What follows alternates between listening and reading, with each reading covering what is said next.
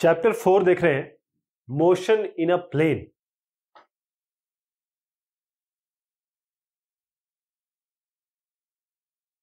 Motion in a plane के बारे में बात करेंगे आज।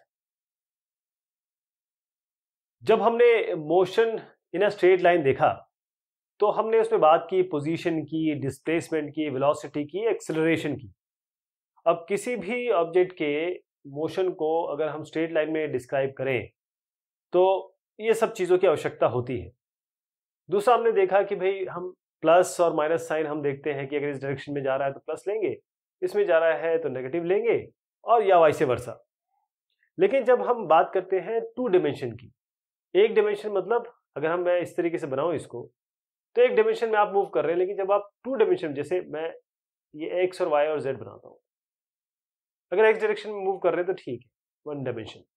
मान लीजिए एक्स जेड डिमेंशन में एक साथ मूव कर रहे हैं या जेड वाई प्लेन में मूव कर रहे हैं, तो ये पूरा प्लेन हुआ ना, ये पूरा एक प्लेन हुआ। जहां पर हम टू डिमेंशन की बात करते हैं या प्लेन की बात करते हैं या पूरा थ्री डिमेंशन की बात करते हैं, एक्स वाई जेड, तो यहां पर हमको वेक्टर्स लेने पड़ेंगे ताकि हम इन सब क्वांटिटीज को हम दर्शा सके, इनको डिफाइन कर सके। यहां पर प्लेन की बात हो रही है, इसलिए पहले वेक्टर्स के बारे में समझ लेते हैं। वेक्टर क्या है, कैसे हम ऐड करेंगे, सब्ट्रैक्ट करेंगे, मल्टीप्लाई करेंगे वेक्टर्स को, क्या रिजल्ट होगा अगर हम मल्टीप्लाई करना चाहें किसी वेक्टर को एक रियल नंबर से। ये इसलिए है क्योंकि हम चाहते हैं वेलोसिटी और एक्सेलरेशन को हम वेक्टर के टर्म्स में लिखें, और फिर हम मोशन देखेंगे ऑब्जेक्ट का एक प्लेन में, जैसे मैंने आपको यहां पर इंगित किया। बहुत एक छोटा केस अगर मैं बताऊं, अगर प्लेन में मूव करना है तो कांस्टेंट एक्सेलरेशन हो, एक बहुत इजी चीज हम देखेंगे जो हम हमेशा करते हैं। जब आप एक फुटबॉल को किक करते हैं या फिर आप कहिए किसी बॉल को फेंकते हैं, तो किस तरीके का मोशन होता है, सर्कुलर मोशन। ये इस क्लास का बड़ा फेमिलियर केस है, बड़ा सिग्निफिकेंस है इसका डेली लाइफ में हमारे। और फिर हम यूनिफॉर्म सर्कुलर मोशन की भी बात करेंगे, और जो इक्वेशंस हम यहां पर बनाएंगे, डेवलप करेंगे मोशन के लिए प्लेन में खास तौर पे, उसको हम थ्री डिमेंशन में भी आगे बढ़ा सकते हैं। Scalars and vectors. फिजिक्स में कोई भी क्वांटिटी जो होती है उसको हम दो भाग में, दो क्लासिफिकेशन में डिवाइड करते हैं। एक आपका स्केलर हो गया, एक वेक्टर हो गया। इनमें डिफरेंस है डायरेक्शन का। वेक्टर के साथ डायरेक्शन होती है, स्केलर के साथ डायरेक्शन नहीं होती है।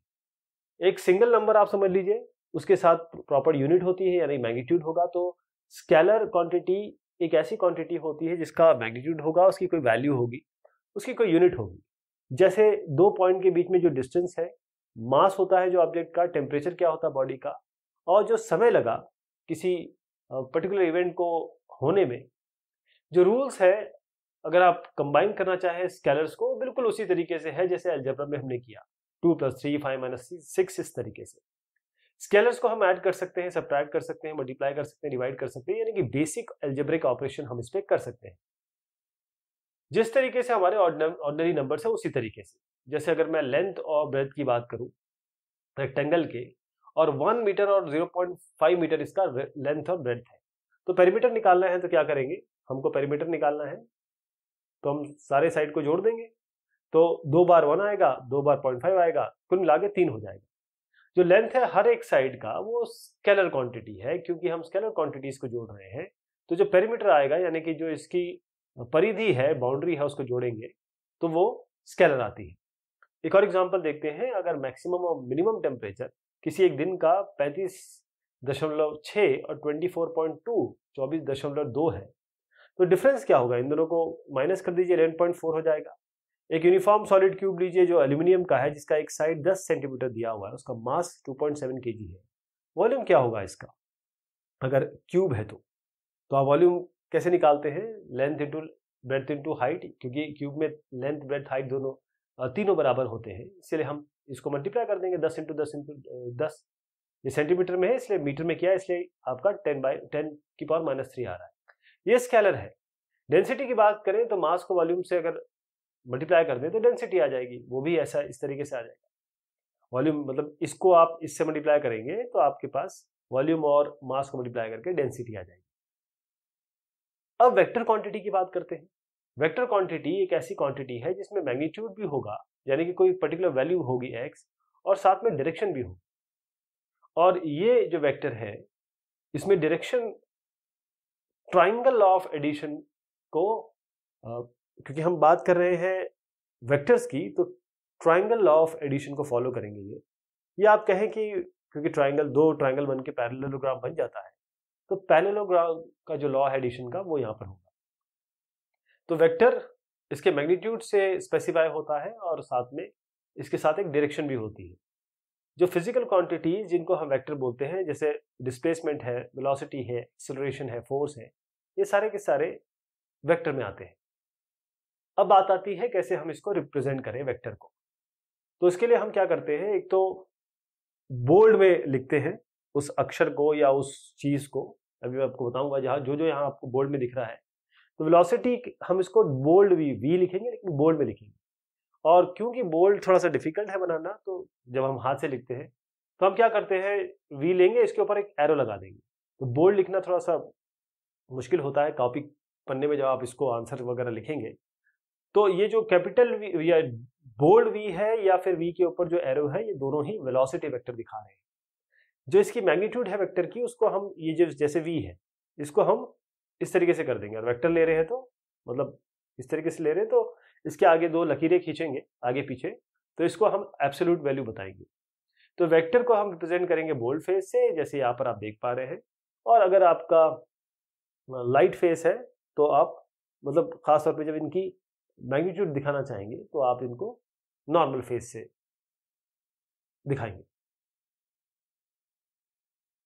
पोजीशन और डिस्प्लेसमेंट वेक्टर, किसी भी ऑब्जेक्ट की अगर आपको पोजीशन बतानी है, अगर वो प्लेन में मूव कर रहा है, तो पहले तो हम शुरुआत किसी कन्वीनियंट अपने हिसाब से कन्वीनियंट पॉइंट लेंगे। जैसे हम ओरिजिन ले लेते हैं। अब P और P डैश ये पोजीशन है ऑब्जेक्ट का किसी टाइम t पे, P t पे है और P डैश t डैश पे। अब मैं आपको फिगर दिखाता हूं। हम क्या करेंगे, O और P को एक स्ट्रेट लाइन से जोड़ लेंगे। जो OP बन रहा है वो पोजीशन वेक्टर है उस ऑब्जेक्ट का टाइम t पे। एक एरो जो मार्क किया जाता है इस लाइन के हेड पे, वो भी आपको दिखाता हूं, और इसको रिप्रेजेंट किया जाता है R से। तो OP जो है वो R के बराबर है। और पॉइंट P डैश कहाँ है आपका, उसको हम OP डैश, उसको हम एक और वेक्टर से दिखाते हैं पोजीशन वेक्टर से, वो है आपका OP डैश, जिसको हम R डैश बोलेंगे। तो इसके बारे में बात कर रहा हूं। यहाँ पर हमने एक प्रॉपर एक्सिस लिया, OX OY, मतलब ये X है, Y एक्सिस है, ये आपका ओरिजिन है। और फिर ये P और P डैश की बात हो रही है, तो T पे ये P पे है और T डैश पे ये P डैश पे है। तो जैसे ही आप इस P को ओरिजिन से ज्वाइन करेंगे, ये R वेक्टर हो जाएगा। इसी तरीके से, या फिर आप ये कहें कि इसको रिप्रेजेंट करते हैं पोजीशन वेक्टर को R से, और P डैश को कैसे करेंगे, दोनों को ज्वाइन कर दीजिए, R डैश से हो जाएगा। जो लेंथ है वेक्टर R का, वो आपको मैग्नीट्यूड बताता है या उसकी वैल्यू बताता है वेक्टर की, और उसकी डायरेक्शन क्या होगी, वो डायरेक्शन होगी जिसमें P आ रहा है, जिसमें आपका P आ रहा है। या ये कहिए कि उसकी डायरेक्शन वो डायरेक्शन है जिसमें P जब O से देखा जाए तो P लाई कर रहा है। अगर मान लीजिए P P डैश पे चला जाता है, तो जो ये P P डैश बना, यहां से यहां तक जो P P डैश बना, इसे कहें कि ये टेल आप कहें P है, इस तरीके से टेल ये P है और ये P डैश है इसका टिप। इसको हम कहते हैं यहां से यहां तक डिस्प्लेसमेंट वेक्टर। और इसका मोशन किसका मोशन हो रहा है, P का, टाइम t से लेकर टाइम t डैश तक। ये समझना बहुत जरूरी है कि डिस्प्लेसमेंट वेक्टर ये स्ट्रेट लाइन है जो आपको इनिशियल और फाइनल पोजीशन बताती है, उनका बीच का डिस्प्लेसमेंट है। तो जो एक्चुअल पाथ आपने लिया है ये इस पर डिपेंड नहीं करता। जैसे इस फिगर को आप देखें तो इसमें इनिशियल पोजीशन आपकी क्या है और फाइनल पोजीशन क्या है। इनिशियल पोजीशन हमारी P है, फाइनल पोजीशन मान लीजिए Q है। तो डिस्प्लेसमेंट वेक्टर आपका ये PQ ही होगा। जबकि इसका जर्नी देखिए, जैसे आप कहिए कि मैं PA B फिर उसके बाद C और Q यहाँ ऐसे चल के आता हूँ, या आप कहें मैं PDQ से चल के आता हूँ, या आप कहें PBE तक जाते हैं, फिर F तक जाते हैं, फिर Q पे लौट के आते हैं। इन सब जगह पे जो मैंने अभी लाइनें बनाई, वो तो आपका ये तो आपका पाथ लेंथ कह सकते हैं इसको, जो हमने पहले भी डिस्कस किया था। लेकिन जब आप यहाँ से यहाँ की बात करते हैं, यही आपका डिस्प्लेसमेंट वेक्टर है। इसका मतलब जो मैग्नीट्यूड है या वैल्यू है डिस्प्लेसमेंट की, वो या तो कम होगी या बराबर होगी पाथ लेंथ से किसी भी कुछ भी ऑब्जेक्ट की बात करें, 2 पॉइंट के बीच में। Equality of vectors, 2 vector A और बी, आप कब कहेंगे कि ये दोनों बराबर है? यदि इनका मैग्नीट्यूड सेम होगा और जब यदि इनका डायरेक्शन सेम होगा। मैग्नीट्यूड और डायरेक्शन दोनों ही इनके सेम होने चाहिए। एक और फिगर मैं आपको दिखाता हूं, इसमें 2 वेक्टर है ए और बी। हम देख सकते हैं कि ये इक्वल है कि नहीं। आप क्या करें, शिफ्ट करें इस बी को, जो बी जो पैरेलल है अपने आप से, जब तक इसका टेल क्यू कोइंसाइड ना कर जाए, और क्यू इनसाइड करेगा ओ से, और क्योंकि इनके टिप्स और टेल कोइंसाइड कर रहे हैं तो ये इक्वल है। और इसको मैं इस तरीके से बताता हूं आपको कि आपके 2 वेक्टर हैं ए और बी, और इन दोनों को आप क्या करें, या इसको इससे जोड़ दें, इसको इससे जोड़ दें, डायरेक्शन भी सेम है और ये एक दूसरे को कोइंसाइड कर रहे हैं, तो बात बन गई आपकी। अब वेक्टर ए डैश और बी डैश को ले, और इसको अगर आप देखें कि इसका डायरेक्शन कुछ इस तरफ है, इसका डायरेक्शन कुछ इस तरफ है। अगर ये इसके ऊपर आ भी जाता है, वैसे तो आएगा नहीं, लेकिन आ भी जाता है, तो आप देखेंगे कि इसका डायरेक्शन यहाँ होगा, तो डायरेक्शन बदल गया। इस फिगर में मैं ये बताना चाहता हूँ कि डायरेक्शन अलग है। अगर आप कर भी देते हैं तो आपका ये जो इसके टेल है और इसका जो टिप है वो कभी कोइंसाइड नहीं करेगा। कोई भी वेक्टर का आप मल्टीप्लिकेशन कर सकते हैं रियल नंबर से, यानी कि अगर आपके पास एक वेक्टर ए है और आप कोई भी लैम्डा, कोई भी एक रियल नंबर ले लें, और जब मल्टीप्लाई करें तो उसका जो मैग्नीट्यूड है वैल्यू, वो चेंज हो जाएगा। कितना चेंज हो जाएगा? लैम्डा से। यानी वेक्टर की क्या, या फिर आप कहें वेक्टर का मैग्नीट्यूड 5 है और इसको लैम्डा 2 से मल्टीप्लाई करें तो क्या हो जाएगा? 10 हो जाएगा। इसी तरीके से कहने का मतलब ये है कि जब आप किसी भी ए को लैम्डा से मल्टीप्लाई करेंगे, लैम्डा को बाहर ले आइए आप और इसका मैग्नीट्यूड ले लीजिए, क्योंकि लैम्डा ग्रेटर देन 0 है। यहाँ पर ए को मल्टीप्लाई करिए 2 से, जैसे मैंने अभी बताया आपको, तो रिजल्टेंट क्या होगा? ट्वाइस इंटू ए हो जाएगा। इसका डायरेक्शन भी वही होगा, मैग्नीट्यूड बस बढ़ जाएगा। जैसे आपने कहा ए है ये, आपने इसको 2 ट्वाइस से मल्टीप्लाई कर दिया, तो बस ये यहाँ से यहाँ तक डबल हो जाएगा। अगर मल्टीप्लाई करेंगे वेक्टर ए को किसी नेगेटिव नंबर से, अगर लैम्डा नेगेटिव है, क्योंकि ये तो पॉजिटिव की बात की हमने, अगर नेगेटिव है तो बस ये होगा कि इसकी डायरेक्शन अपोजिट हो जाएगी। इसकी मैग्नीट्यूड माइनस लैम्डा होगी, मैग्नीट्यूड भी बढ़ेगी, डायरेक्शन उल्टी हो जाएगी। जैसे अगर आप यहाँ पर देखें, इसमें एक वेक्टर आपके पास ए है और इसको आप -1 से मल्टीप्लाई करें तो -1 में इसका डायरेक्शन चेंज होगा और मैग्नीट्यूड सेम रहेगा। लेकिन -1.5 से करें तो इसका डायरेक्शन भी चेंज हो रहा है, साथ में मैग्नीट्यूड भी थोड़ा सा इससे आधा और बढ़ जा रहा है। ये तो रहेगा, साथ में आधा और बढ़ जाएगा। तो जो फैक्टर लैम्डा की बात कर रहा हूं मैं, जिसको हम रियल नंबर कह रहे हैं, जिससे ए को हम मल्टीप्लाई करते हैं, ये स्केलर हो सकता है, इसकी खुद की अपनी डिमेंशन हो सकती है। तो जो डिमेंशन डेल्टा या लैम्डा ए है, ये क्या है? ये प्रोडक्ट है डिमेंशन लैम्डा और ए का, तो दोनों की डिमेंशन जुड़ जाएगी। अगर मल्टीप्लाई करें हम कांस्टेंट वेलोसिटी वेक्टर को ड्यूरेशन से, जैसे टाइम से, तो हमको क्या मिलता है? अगर वेलोसिटी को हम टाइम से मल्टीप्लाई करते हैं तो क्या मिलता था? डिस्टेंस मिलता था। यहाँ पर भी ये है कि अगर हम मल्टीप्लाई करेंगे कांस्टेंट वेलोसिटी वेक्टर को टाइम से, ड्यूरेशन से, तो हमें क्या मिलेगा? डिस्प्लेसमेंट वेक्टर मिलेगा। एडिशन हम करना चाहें, एडिशन और सब्ट्रैक्शन वेक्टर्स का, तो उस ग्राफिकल तरीका क्या होगा? जो वेक्टर्स हैं वो ट्राइंगल लॉ को फॉलो करते हैं, या आप कहें क्योंकि 2 ट्राइंगल को जोड़ के एक पैरेललोग्राम बन जाता है, तो पैरेललोग्राम लॉ ऑफ एडिशन ये फॉलो करता है। अब हम बताएंगे ये वाला लॉ ऑफ एडिशन कैसे, ग्राफिकल मेथड से। अब इसमें देखिए, आपने कहा कि हमारे पास एक ए वेक्टर है, एक बी वेक्टर है, 2 वेक्टर है और एक प्लेन में है। जो लेंथ है लाइन सेगमेंट का, जो इन वेक्टर को बता रहा है, ये प्रोपोर्शनल है किससे? मैग्नीट्यूड, जो वेक्टर की मैग्नीट्यूड है। अगर हम a प्लस बी करना चाहते हैं या सम करना चाहते हैं, तो हम क्या करेंगे? हम b को रखेंगे इस तरीके से कि इसकी जो टेल है, इसकी पूंछ जो है, वो a के हेड पे, उसके सर पे लग जाए। अब देखिए किया क्या हमने कि इनको किस तरीके से रखा। हमने ऐसा रखा कि एक वेक्टर ये, एक वेक्टर ये है। हमने a को रखा और b को हम ये इस तरीके से ले आए, इसकी पूंछ को इसके सर पे ले आए, तो ऐसे बना दिया। तो आप देखें यहाँ पर इस तरीके से बना हुआ है।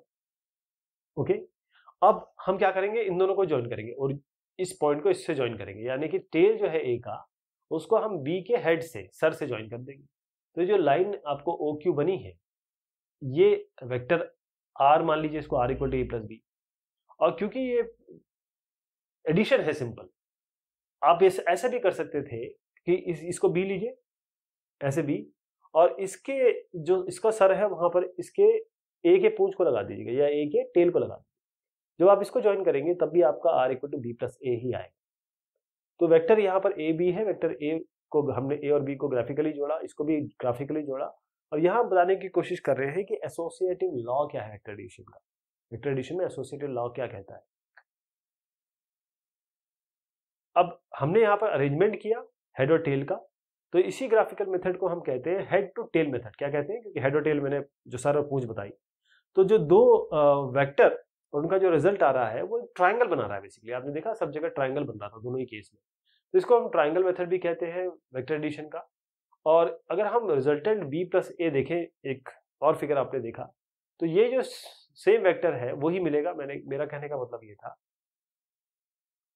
ये आप चाहे इसको ऐसे रखें, ए को बी से जोड़ें या बी को ए से जोड़ें, बात बराबर होगी। आपका रिजल्टेंट जो वैल्यू है वो यही आएगा, वो यही आएगा। यही बात है कि रिजल्ट ए प्लस बी बी प्लस ए के बराबर होता है। जो एडिशन है वेक्टर का, इसको इसी चीज को हम कहते हैं एसोसिएटिव लॉ। यानी कि ए और बी पहले जोड़े, और अच्छा एक चीज उसमें सी और ले आते हैं, चलिए करें वेक्टर सी, तो ए और बी को जोड़ के सी से जोड़े या बी और सी को जोड़ के ए से जोड़े, जो रिजल्टेंट है वो सेम आएगा। अगर हम रिजल्ट देखना चाहें दो इक्वल और अपोजिट वेक्टर का, जैसे हमने ए को माइनस ए से, मतलब ए ऐसा है माइनस ए ऐसा है,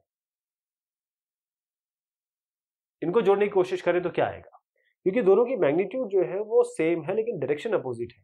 इसका मतलब जो रिजल्टेंट वेक्टर आने वाला है वो जीरो मैग्नीट्यूड का आएगा, और इसकी डायरेक्शन क्या होगी, जब ये जीरो है इसकी डायरेक्शन, ये जीरो ही हो गया तो डायरेक्शन की बात नहीं, क्योंकि पॉइंट वैल्यू हो गई या ना नहीं वैल्यू हो गई, तो इसलिए इसको हम नल वेक्टर या जीरो वेक्टर कहते हैं। कहने का मतलब ये है कि A plus of minus B, A minus A, ये जीरो होता है और इसका अगर मैग्नीट्यूड निकालें तो जीरो आता है, इसलिए हम इसको नल वेक्टर या जीरो वेक्टर कह रहे हैं।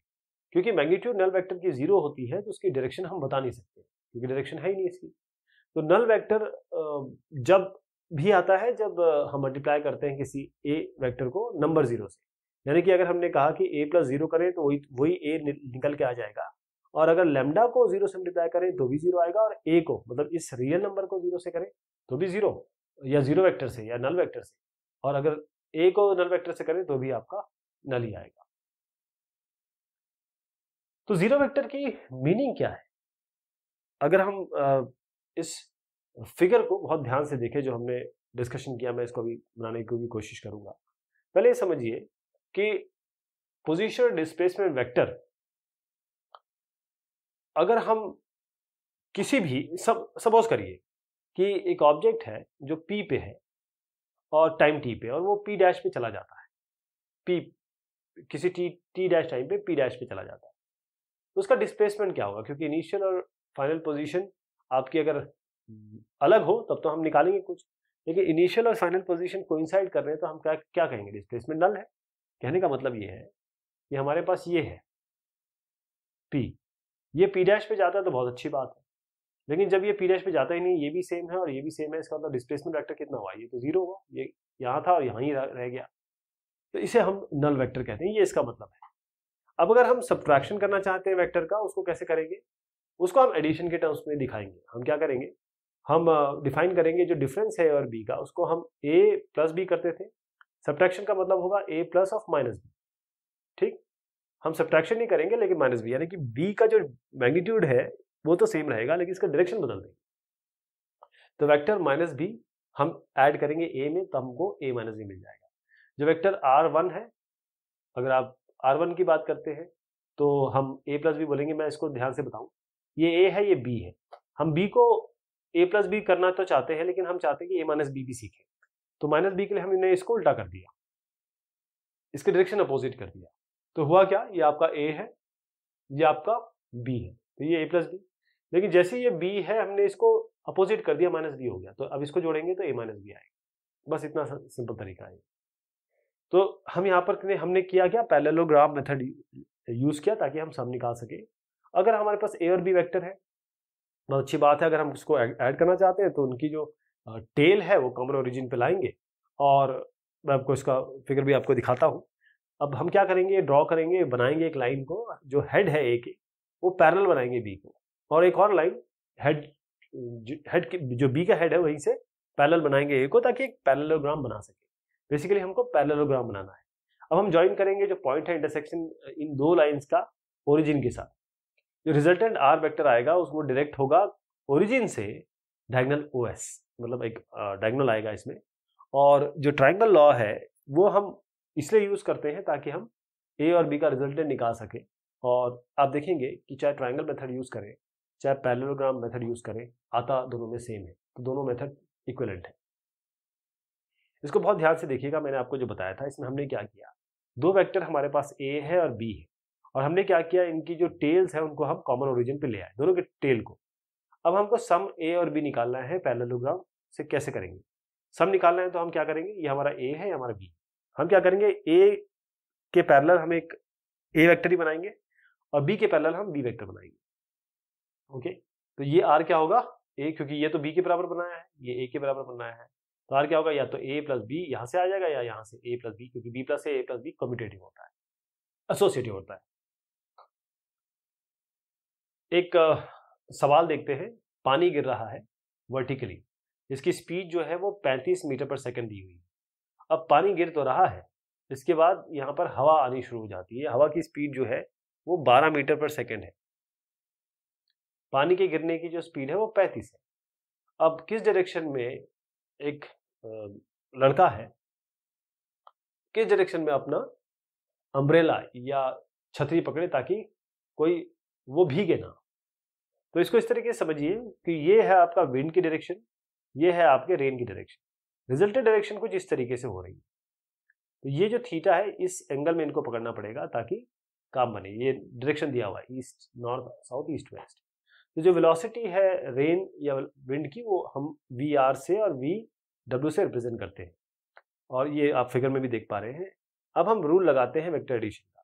हम देख रहे हैं कि वी आर और वी डब्ल्यू, ये वी आर और वी डब्ल्यू जो मैग्नीट्यूड है आर की वो क्या होगी, आर की मैग्नीट्यूड क्या होगी। देखिए मैं ये वी आर ले रहा हूँ, तो मान लीजिए ये हमारा वी डब्ल्यू है, तो सीधी सी बात है कि square square plus square square R हो जाएगा। तो इसका स्क्वायर दोनों का स्क्वायर करके अंडर रूट कर दीजिए, ये आपकी मैग्नीट्यूड हो गई आर। अब डायरेक्शन क्या होगा, ये थीटा निकालना है, तो V W by V R, V W by V R ये तो होता है। अगर मैं इस तरीके से ट्रायंगल बनाऊँ तो थीटा क्या होगा, tan थीटा होगा परपेंडिकुलर बाय बेस, यानी कि ये वी डब्ल्यू था, ये वी आर था, तो 12/35 यानी कि 0.34, यानी कि थीटा क्या होगा, tan इनवर्स ऑफ 0.343। टेबल से देखेंगे तो 19 डिग्री आएगा। इसका मतलब जो लड़का है उसको 19 डिग्री पे पकड़ना पड़ेगा वर्टिकली टुवर्ड्स, किस डायरेक्शन में, ईस्ट के टुवर्ड्स, इस डायरेक्शन में। Resolution of vectors. यदि हमारे पास ए और बी कोई दो नॉन जीरो वेक्टर है एक प्लेन में, और वो अलग अलग डायरेक्शन में है, जैसे मान लीजिए ये इस डायरेक्शन में है, ये इस डायरेक्शन में है, तो एक और अगर हम वेक्टर लें, जैसे कैपिटल ए अगर हम ले लें यहां पर उसी प्लेन में, तो हम इस ए को इस ए और बी के सम या उनके जोड़ के हिसाब से दिखा सकते हैं। कैसे करेंगे, ए को मल्टीप्लाई करिए लैम्डा से, बी को मल्टीप्लाई करिए म्यू से, या कोई भी रियल नंबर हो सकता है, और उसके बाद आप देखें कि ये जब इस तरीके से बढ़ेगा, और जैसे मैंने पहले ही बताया था ट्राइंगल और पैरेललोग्राम हम यूज करते हैं, तो इसको लीजिए और यहां से इसके टेल पे, ये इसके हेड पे इनका टेल लगा दीजिए बी का, और फिर इसको ज्वाइन कर दीजिए। सिंपली क्या होगा, तो ए ओ जो ओरिजिन है या फिर जो भी पॉइंट है वहां से एक स्ट्रेट लाइन हम बना रहे हैं पैरेलल जो ए के है, और पी से हम एक लाइन बना लेंगे जो पैरेलल है बी के, और या तो हम ट्राइंगल वाला यूज कर लेंगे या फिर हम क्या करेंगे, पैरेललोग्राम वाला यूज कर लेंगे। और जैसे ये इंटरसेक्ट हो रहा है तो हम कहेंगे कि ए यानी कि ओपी हो गया ओ क्यू प्लस क्यूपी, इस तरीके से लेते हैं ओ क्यू प्लस क्यूपी, क्योंकि ओ क्यू, अब सवाल ये आता है कि ओ क्यू पैरेलल है ए के। अब देखिए अगर मैं ए लूं और इसमें 2a कर दूं, हम कह रहे हैं कि दोनों पैरेलल है, तो क्यूपी इस तरीके से पैरेलल होगी किसके, क्यूपी, क्योंकि मल्टीप्लिकेशन किया है आपने किसी बी के साथ म्यू का, तो उससे पैरेलल है। तो हुआ ये कि ओ क्यू लैम्डा ए है, ओ और क्यूपी म्यू बी है, लैम्डा और म्यू इसमें रियल नंबर। इसका मतलब सीधी सी बात है कि यहां से आप देख पा रहे हैं A equal to lambda A plus mu B. ये आपके दो नॉन कोलिनियर वेक्टर्स है ए और बी में। हमने क्या किया, इसको रिजॉल्व किया, इस वेक्टर को रिजॉल्व किया किन के टर्म्स में, इस वेक्टर ए और वेक्टर बी के टर्म्स में। तो हमने इसको रिजॉल्व किया दो कंपोनेंट में, जो कि लैम्डा ए है और म्यू बी है अलोंग ए बी। अब ये जो तरीका हमने अपनाया, इसमें हमने दो कंपोनेंट वेक्टर्स लिए और इनके साथ दो वेक्टर, और जो तीनों आपने लाइनें देखी इसमें वो एक ही प्लेन में लाई कर रही है। तो बहुत आसान रहता है अगर हम रिजॉल्व करें किसी भी जनरल वेक्टर को एक्सेस के अलाउंग। बहुत अच्छा रहेगा अगर हम एक्स वाई जी ले, रैंडम ना ले, और इसे जब ये हम रिजॉल्व करेंगे तो उसे हम कहेंगे यूनिट वेक्टर्स। तो यूनिट वेक्टर क्या है? यूनिट वेक्टर एक ऐसा वेक्टर है, वेक्टर क्या है जिसमें डायरेक्शन हो मैग्नीट्यूड हो। ओके, तो यूनिट वेक्टर एक ऐसा वेक्टर है जिसके की वैल्यू या फिर उसका मैग्नीट्यूड 1 होगा, इसलिए यूनिट ही कह रहे हैं इसको, यूनिट। और वो किसी पर्टिकुलर डायरेक्शन को इंगित कर रहा होगा, डायरेक्ट कर रहा होगा। क्योंकि ये 1 है तो इसका कोई डिमेंशन नहीं है, कोई यूनिट नहीं है, क्योंकि यूनिट वेक्टर है। खास तौर पे डायरेक्शन के लिए इसका हम उपयोग करेंगे। और यूनिट वेक्टर्स जो एक्स वाई जी, एक्स वाई और जी या Z axis rectangular coordinate system के अलोंग होंगे, इनको हम कहेंगे आई, इनको हम कहेंगे जे, और इनको हम कहेंगे के, यूनिट वेक्टर। अब जैसे मैंने बताया, इनकी जो मैग्नीट्यूड होगी या 1 होगी, तो हम आई जे के, अगर इसके आगे हम इस लकीर खींचे, इसका मैग्नीट्यूड बताने की कोशिश करें तो ये 1 आएगा। और ये जो यूनिट वेक्टर्स हैं ये परपेंडिकुलर होंगे एक दूसरे के। देखिए ये इनसे परपेंडिकुलर है, ये इन दोनों से परपेंडिकुलर है, यानी कि आपस में ये परपेंडिकुलर होंगे।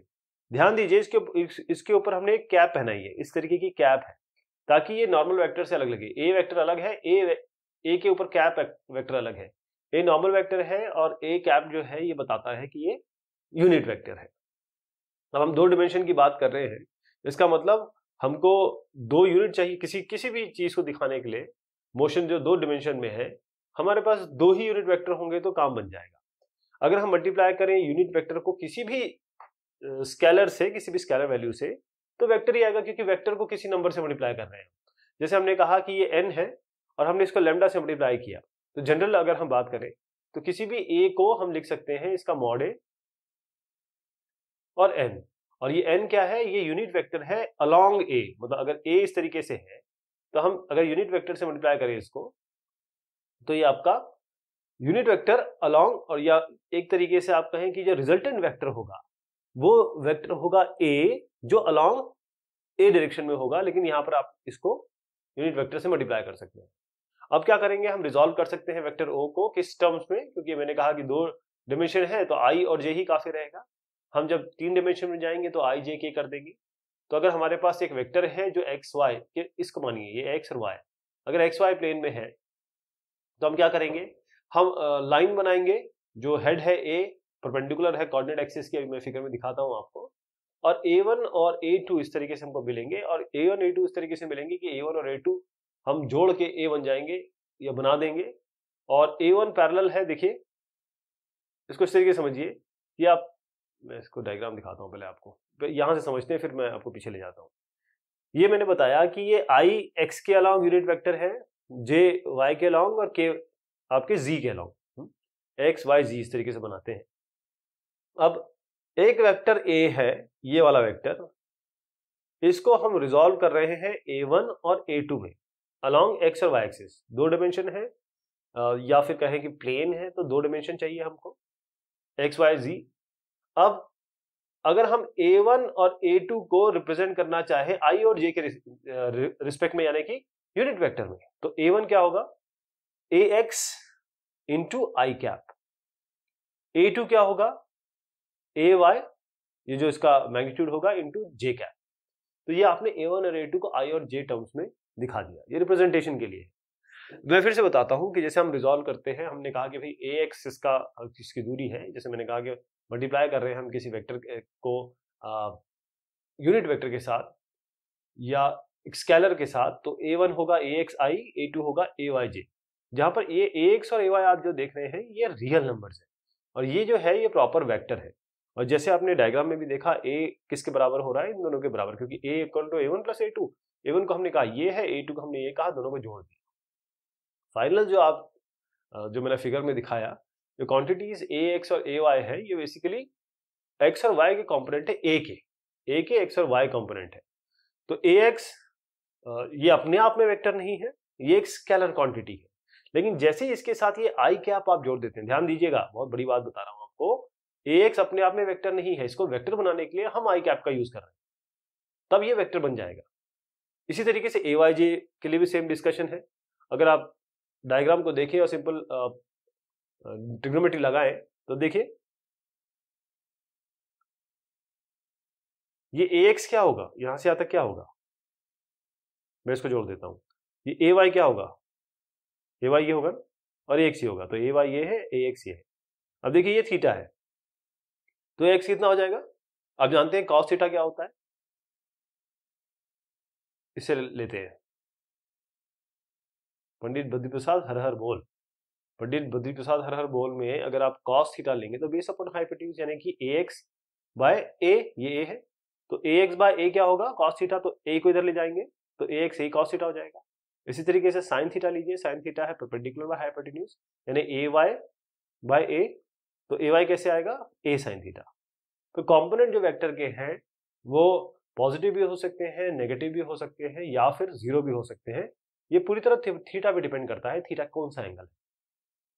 तो हमारे पास दो तरीके हो गए, अगर हम किसी वेक्टर को बताना चाहें प्लेन, दो तरीके हो गए। पहला हम क्या करेंगे कि मैग्नीट्यूड बताएंगे a और डायरेक्शन बताएंगे थीटा, जो एक्स एक्सिस से बना रहा है। इसी तरीके से हम ax और ay कंपोनेंट बनाएंगे। यदि a और थीटा, हम ax और ay इसको a और थीटा अगर हमारे पास दिया हुआ है, देखिए ये हमारे पास ये है, a थीटा दिया हुआ है, तो x निकाल लेंगे, a की वैल्यू यहाँ रखेंगे, थीटा की यहाँ रखेंगे। ay के लिए भी ऐसा है, a और थीटा यहाँ रखेंगे तो हमारे पास ay आ जाएगा। अब ये जो डायग्राम है इसको मैं फिर से बनाता हूं, ये ax है, ये ay है, तो ये कितना होगा, ax square plus ay square, मतलब ये वाला मैग्नीट्यूड है ना। a क्या होगा, a होगा ax square plus y square, इसका under root, Pythagoras theorem, simple. तो आपको a की भी वैल्यू मिल गई। अब tan थीटा निकालना है तो आप क्या करेंगे, परपेंडिकुलर बाय बेस कर देंगे, तो परपेंडिकुलर बाय बेस यानी कि ay बाय ax। अब थीटा निकालना है तो यहाँ tan इनवर्स ले जाएंगे, आपका ay बाय ax। ये फिगर था, इसमें फिर से समझिए कि ये जो हमने बनाया है a, और ये जो है ये ax i basically a cos theta है, ये a sin थीटा है, और a का मैग्नीट्यूड है ax square plus ay square under root. अब हमने क्या किया, अभी तक एक्स वाई प्लेन में चीजें हैं। अब अगर आप इसको जनरलाइज करना चाहें, तीन कंपोनेंट ले लीजिए, एक्स वाई तो ले लिया था, जेड भी ले आइए।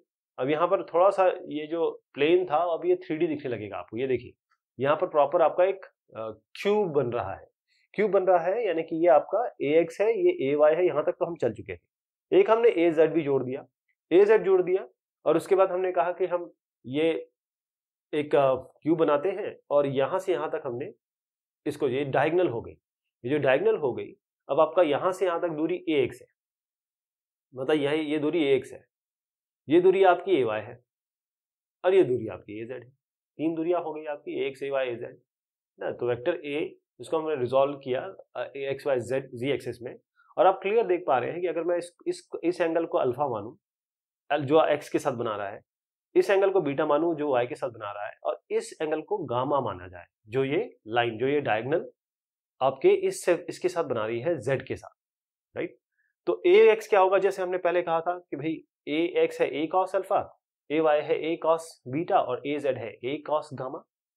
जनरली अगर हम देखें a क्या है, तो ax का कंपोनेंट यानी कि axi ayj प्लस az के, और जैसे हमने पहले देखा था मैग्नीट्यूड, जैसे ax square plus ay square आया था, यहाँ पर तीन डायमेंशन है, तो under root ax square plus ay square plus az square.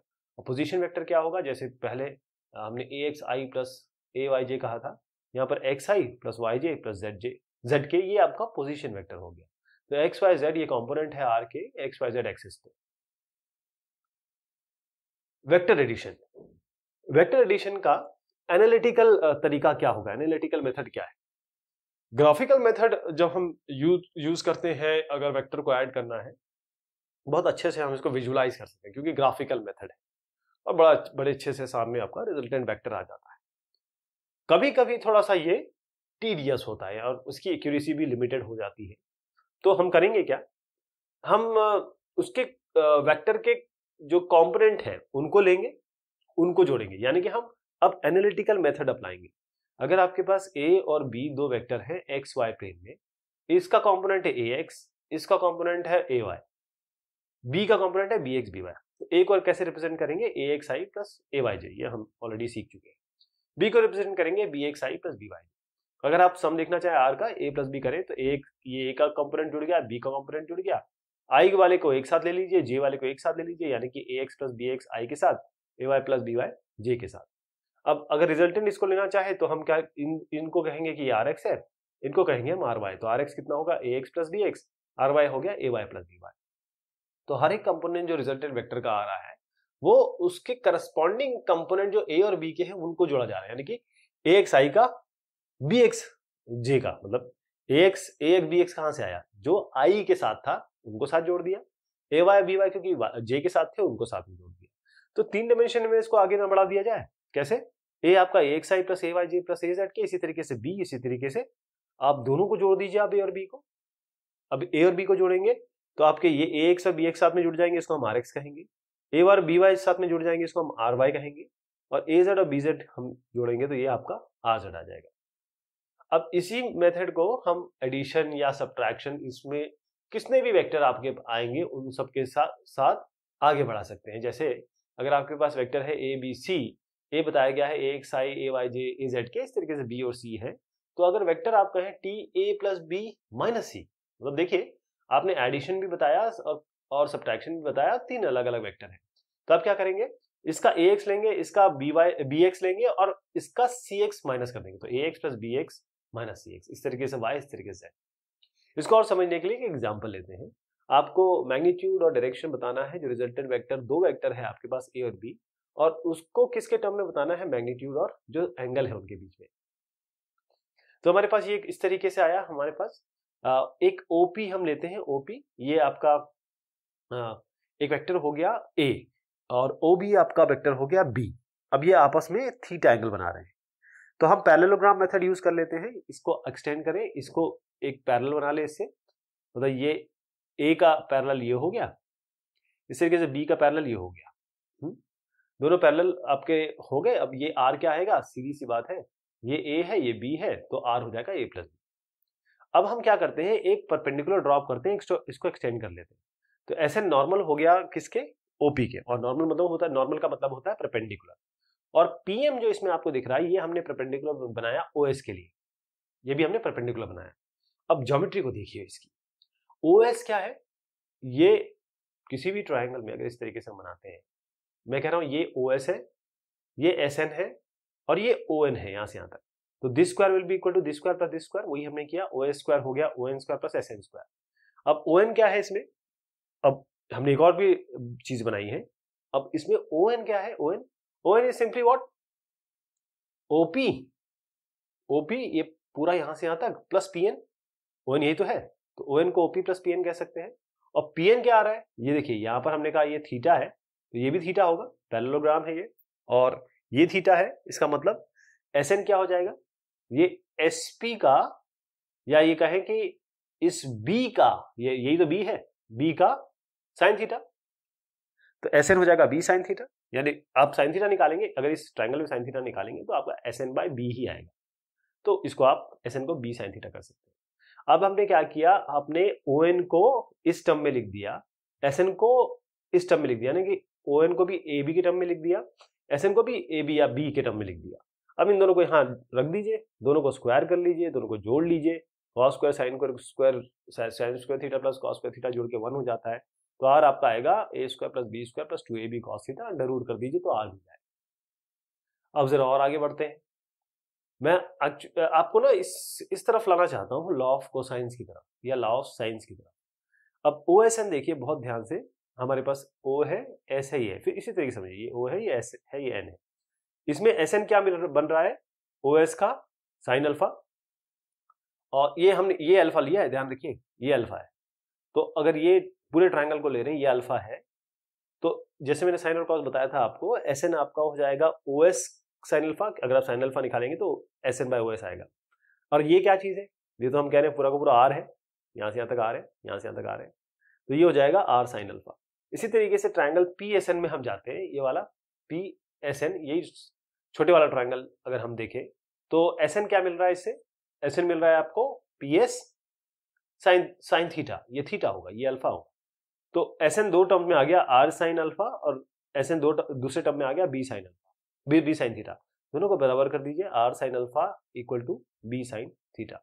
इसका मतलब इस थीटा को आर के नीचे ले आइए, इस साइन अल्फा को इधर ले आइए, तो R by sine theta equal to B by sine alpha. इसी तरीके से अगर हम पीएम ले ले, अलग अलग ट्राइंगल्स है, ये वाला ट्राइंगल ले ले, तो हमारे पास क्या बनेगा, PM A sine alpha B equal to B sine beta. PM को दोनों टर्म्स में रख देंगे, जैसे हमने एसएन को किया वैसे पीएम को कर देंगे, और ये बीटा को ए के नीचे ले आइए, अल्फा को बीटा कैपिटल बी के नीचे ले आइए, तो A by sine beta equal to B by sine alpha. इन दोनों को अगर हम ध्यान से देखें तो ये क्या बना रहा है, क्योंकि इसमें कॉमन चीज क्या दिख रही है आपको, इसमें एक कॉमन चीज है, वो है B by sine alpha. B by sine alpha इसके बराबर भी है, बी बाय साइन अल्फा इसके बराबर भी है, यानी कि अल्टीमेटली तीनों को इक्वेट कर सकते हैं, R by sine theta is equal to A by sine beta is equal to B by sine alpha, right. अब हमारे पास ये जो इक्वेशन है वो ये वाली, इसमें साइन अल्फा क्या बन रहा है, साइन अल्फा को अगर इधर ले जाए तो बी के नीचे आर आ जाएगा और साइन थीटा ऊपर चला जाएगा, मतलब एक रीअरेंजमेंट है। अब साइन अल्फा भी मिल गया, एक ये भी इक्वेशन मिल गई, और टेन अल्फा की बात करें तो टेन अल्फा क्या होता है, परपेंडिकुलर बाय बेस, यानी S N by O N. O N जो है ओपी प्लस पी एन है, ओपी प्लस पी एन है। अभी अभी हमने ओपी और पी एन और एस एन सबको थीटा वगैरह के टर्म्स में निकाला, तो ये आपका B sine theta by A plus B cos theta. ये जो इक्वेशन है आपकी, ये मैग्नीट्यूड बता रहा है।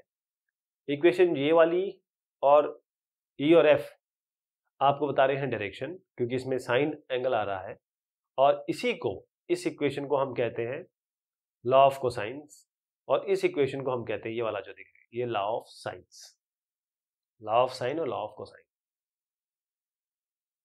एक सवाल लेते हैं, एक मोटर बोट है, वो रेस कर रही है नॉर्थ की तरफ, यानी कि इस तरफ। इसका जो स्पीड दिया हुआ है 25 किलोमीटर प्रति घंटा, और जो वाटर करंट है इस रीजन में वो 10 किलोमीटर प्रति घंटा चल रहा है, और डायरेक्शन उसकी है ये, देखिए वाटर करंट यहाँ पर है इस जगह पे, और 60 degree east of south, east of south ये होता है ना ये डायरेक्शन, तो इसीलिए ये डायरेक्शन। अब आपको रिजल्टेंट वेलोसिटी निकालनी है इस बोट, कैसे निकालेंगे, हमने पहले इसका कंस्ट्रक्शन करेंगे, बनाएंगे diagram, north south east west पहले बनाएंगे, और ये जो वेक्टर वी बी है, ये जो ऊपर की तरफ जा रहा है, ये आपका वेलोसिटी है मोटर बोट की। ये वेक्टर जो वी सी है यहाँ से यहाँ तक, ये आपको वाटर करंट बता रहा है। तो ये एक हो गया, ये दो हो गया, यानी कि मैं इस तरीके से बनाता हूँ, ये हो गया और ये हो गया। अब क्योंकि हमारे पास एक वेक्टर वी बी है, एक वेक्टर वी सी है, रिजल्टेंट वेक्टर क्या होगा, ये होगा जो आप यहाँ देख पा रहे हैं, ये रिजल्टेंट वेक्टर, राइट। और पैरेललोग्राम मेथड यूज करेंगे, इसके पैरेलल वीसी ये बना लेंगे, वीबी ये बना लेंगे। अब इससे क्लियर है, हमने एक फॉर्मूला भी देखा, आर क्या होगा, V B square plus V C square plus 2 V B V C, और कॉस जो इनके बीच में एंगल होगा, इनके बीच में एंगल क्या है, एंगल क्या बन रहा है इनके बीच में, दोनों के बीच में हमको एंगल देखना है कि एंगल क्या बन रहा है हमारे पास।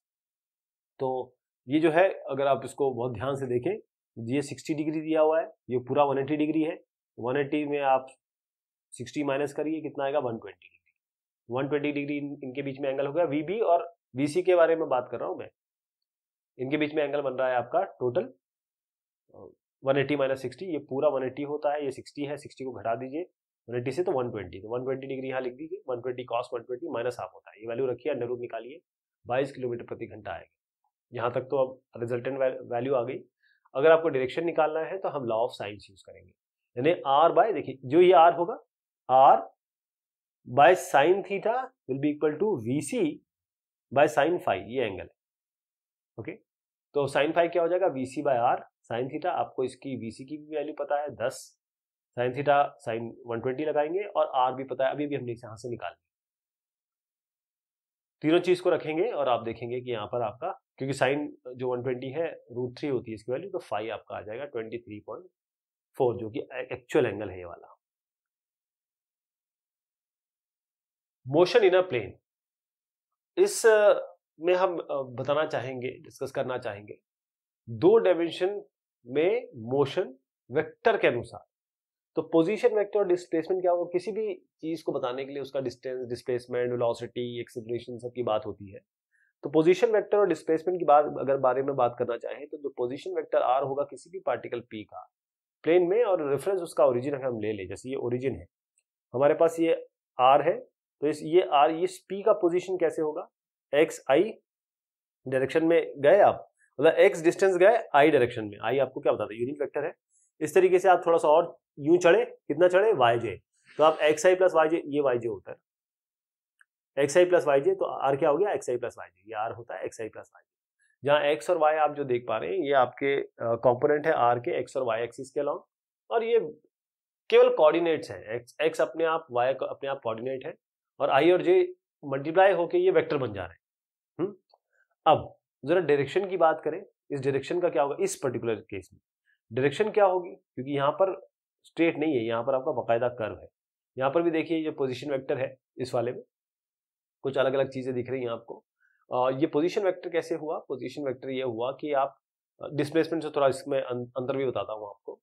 यहाँ पर पोजीशन वेक्टर है आर, एक आप पी पॉइंट पे थे, फिर आप P1 पॉइंट पे गए, मतलब एक आर था एक R1 था, तो अल्टीमेटली आपने क्या कवर किया, यहाँ से यहाँ तक डिस्टेंस, तो ये डायरेक्शन तो आपको यूं मिल गई पोजीशन वेक्टर की, और जो यहाँ से यहाँ तक गए वो आपका वैल्यू मिल गई। इस तरीके से डायरेक्शन वेलोसिटी की क्या होगी, वेलोसिटी की क्या होगी, वेलोसिटी की डायरेक्शन ये होगी कि आप यहाँ से P से P2 गए तो डायरेक्शन ऑफ वेलोसिटी या डायरेक्शन ऑफ V वो भी आपको यही मिल रहा है इसी डायरेक्शन में। ये डेल्टा R1 एक का हो गया, डेल्टा R2 दूसरे का होगा, आप P1 से P से P1 गए, P से P2 गए। अब जो पार्टिकल आपका एक कर्व के अलाउंग मूव कर रहा है, चलिए हमने स्ट्रेट लाइन के बारे में बात कर ली, लेकिन ऐसा नॉर्मली तो मिलेगा नहीं, आपको तो बाकायदा एक कर्व मिलेगा। अब P ये किसी t टाइम पे था, P डैश ये किसी t डैश टाइम पे था, तो डिस्प्लेसमेंट क्या होगा, r डैश माइनस r, वो आपने डायग्राम में लिखा r डैश माइनस r। तो हम क्या करेंगे, पहले r का पोजीशन वेक्टर ले लेंगे, r डैश का ले लेंगे, फिर r का ले लेंगे, दोनों को माइनस कर देंगे, यानी x dash i plus y dash j, इसका होगा x i plus y j, दोनों को सब्ट्रैक्ट करेंगे, तो आप देखेंगे कि x डैश माइनस x क्या है, delta x, y dash minus y क्या है, डेल्टा y, डेल्टा x है x, इस डेल्टा को हमने रखा x डैश माइनस x, और इस डेल्टा y को रखा y डैश माइनस y, तो ये आपका जो कॉम्पोनेंट आया डिस्टेंस के मुतालिक वो ये आया। अगर एवरेज वेलोसिटी की बात करें तो वो रेशियो होता है डिस्प्लेसमेंट और टाइम का, एवरेज वेलोसिटी मतलब distance by time, displacement by time, displacement. अब डिस्प्लेसमेंट आप कह रहे हैं कि ये है, ये डिस्प्लेसमेंट की बात हुई। अब डिस्प्लेसमेंट हम सीधा इसको उठा के रख देंगे यहाँ पर, और साथ में नीचे रख देंगे delta T, delta are by delta T, delta R की जगह ये रखेंगे बाय टी। अब delta X by delta T आ जाएगा, delta Y by delta T आ जाएगा, आई और जे, और ये delta X by delta T क्या है, वी एक्स, वेलोसिटी लिख सकते हैं वी एक्स, और delta Y by delta T आप वी वाई लिख सकते हैं। तो ये जो v है delta are by delta T, जो यहाँ से हमने शुरुआत की, ये और जो डायरेक्शन है एवरेज वेलोसिटी का वो डेल्टा आर का ही वेलोसिटी होगा, यानी कि जो डिस्प्लेसमेंट है उसी के डायरेक्शन में होगा। और वेलोसिटी, अगर इंस्टेंटेनियस वेलोसिटी की बात करें तो हमें क्या करना होता है, हम डेल्टा टी को बहुत छोड़ा करते हैं, यानी जो एवरेज वेलोसिटी होगी इस टाइम इंटरवल में वो जीरो अप्रोच करना चाहिए, यानी limit delta T tends to zero, delta are by R limit delta T tends to zero. सीधी सी बात है कि आप यहाँ पर डिफरेंशिएशन निकालना चाह रहे हैं D R by T. Okay, तो जो इसका मतलब हुआ वो ये है कि हम कोशिश कर रहे हैं कि जो खासतौर पे इस फिगर को देखें, जो आपको मोटी लाइनें दिख रही हैं, बड़ी लाइनें दिख रही हैं, वो आपको P किसी एक t टाइम पे, P1 P2 किसी और पोजीशन पे, और फिर डेल्टा T और T1 पे, और डेल्टा T2 T से लेकर T2 तक, इसी तरीके से T3 तक, फिर delta R1, delta R2, delta R3, इसी करस्पॉन्डिंग डिस्टेंस जो डेल्टा T1 और डेल्टा T2 और डेल्टा 3 में चला गया। और जो डायरेक्शन है एवरेज वेलोसिटी की, जैसे मैंने बताया, वो तो उसी डायरेक्शन में होगी जिसमें आपका डेल्टा R होगा। अब क्या होता है कि हम कुछ delta T1, delta T2, delta 3 लें, और अगर हम कहें कि ये डिक्रीजिंग डेल्टा टी, हम कम से कम करने की कोशिश कर रहे हैं, अल्टीमेटली हमारा काम ये है, ये सब अगर आप भूल भी जाएं, जो डेल्टा टी जो टाइम इंटरवल है इंस्टेंटेनियस निकालने के लिए या फिर किसी एक पॉइंट पे निकालने के लिए, हम डेल्टा टी को बिल्कुल जीरो चाहते हैं। अब डेल्टा टी जीरो है, इसका मतलब डिस्प्लेसमेंट बिल्कुल जीरो होना चाहिए, कहा मतलब एकदम जीरो नहीं होगा, लेकिन वो भी टेंड्स टू जीरो होगा।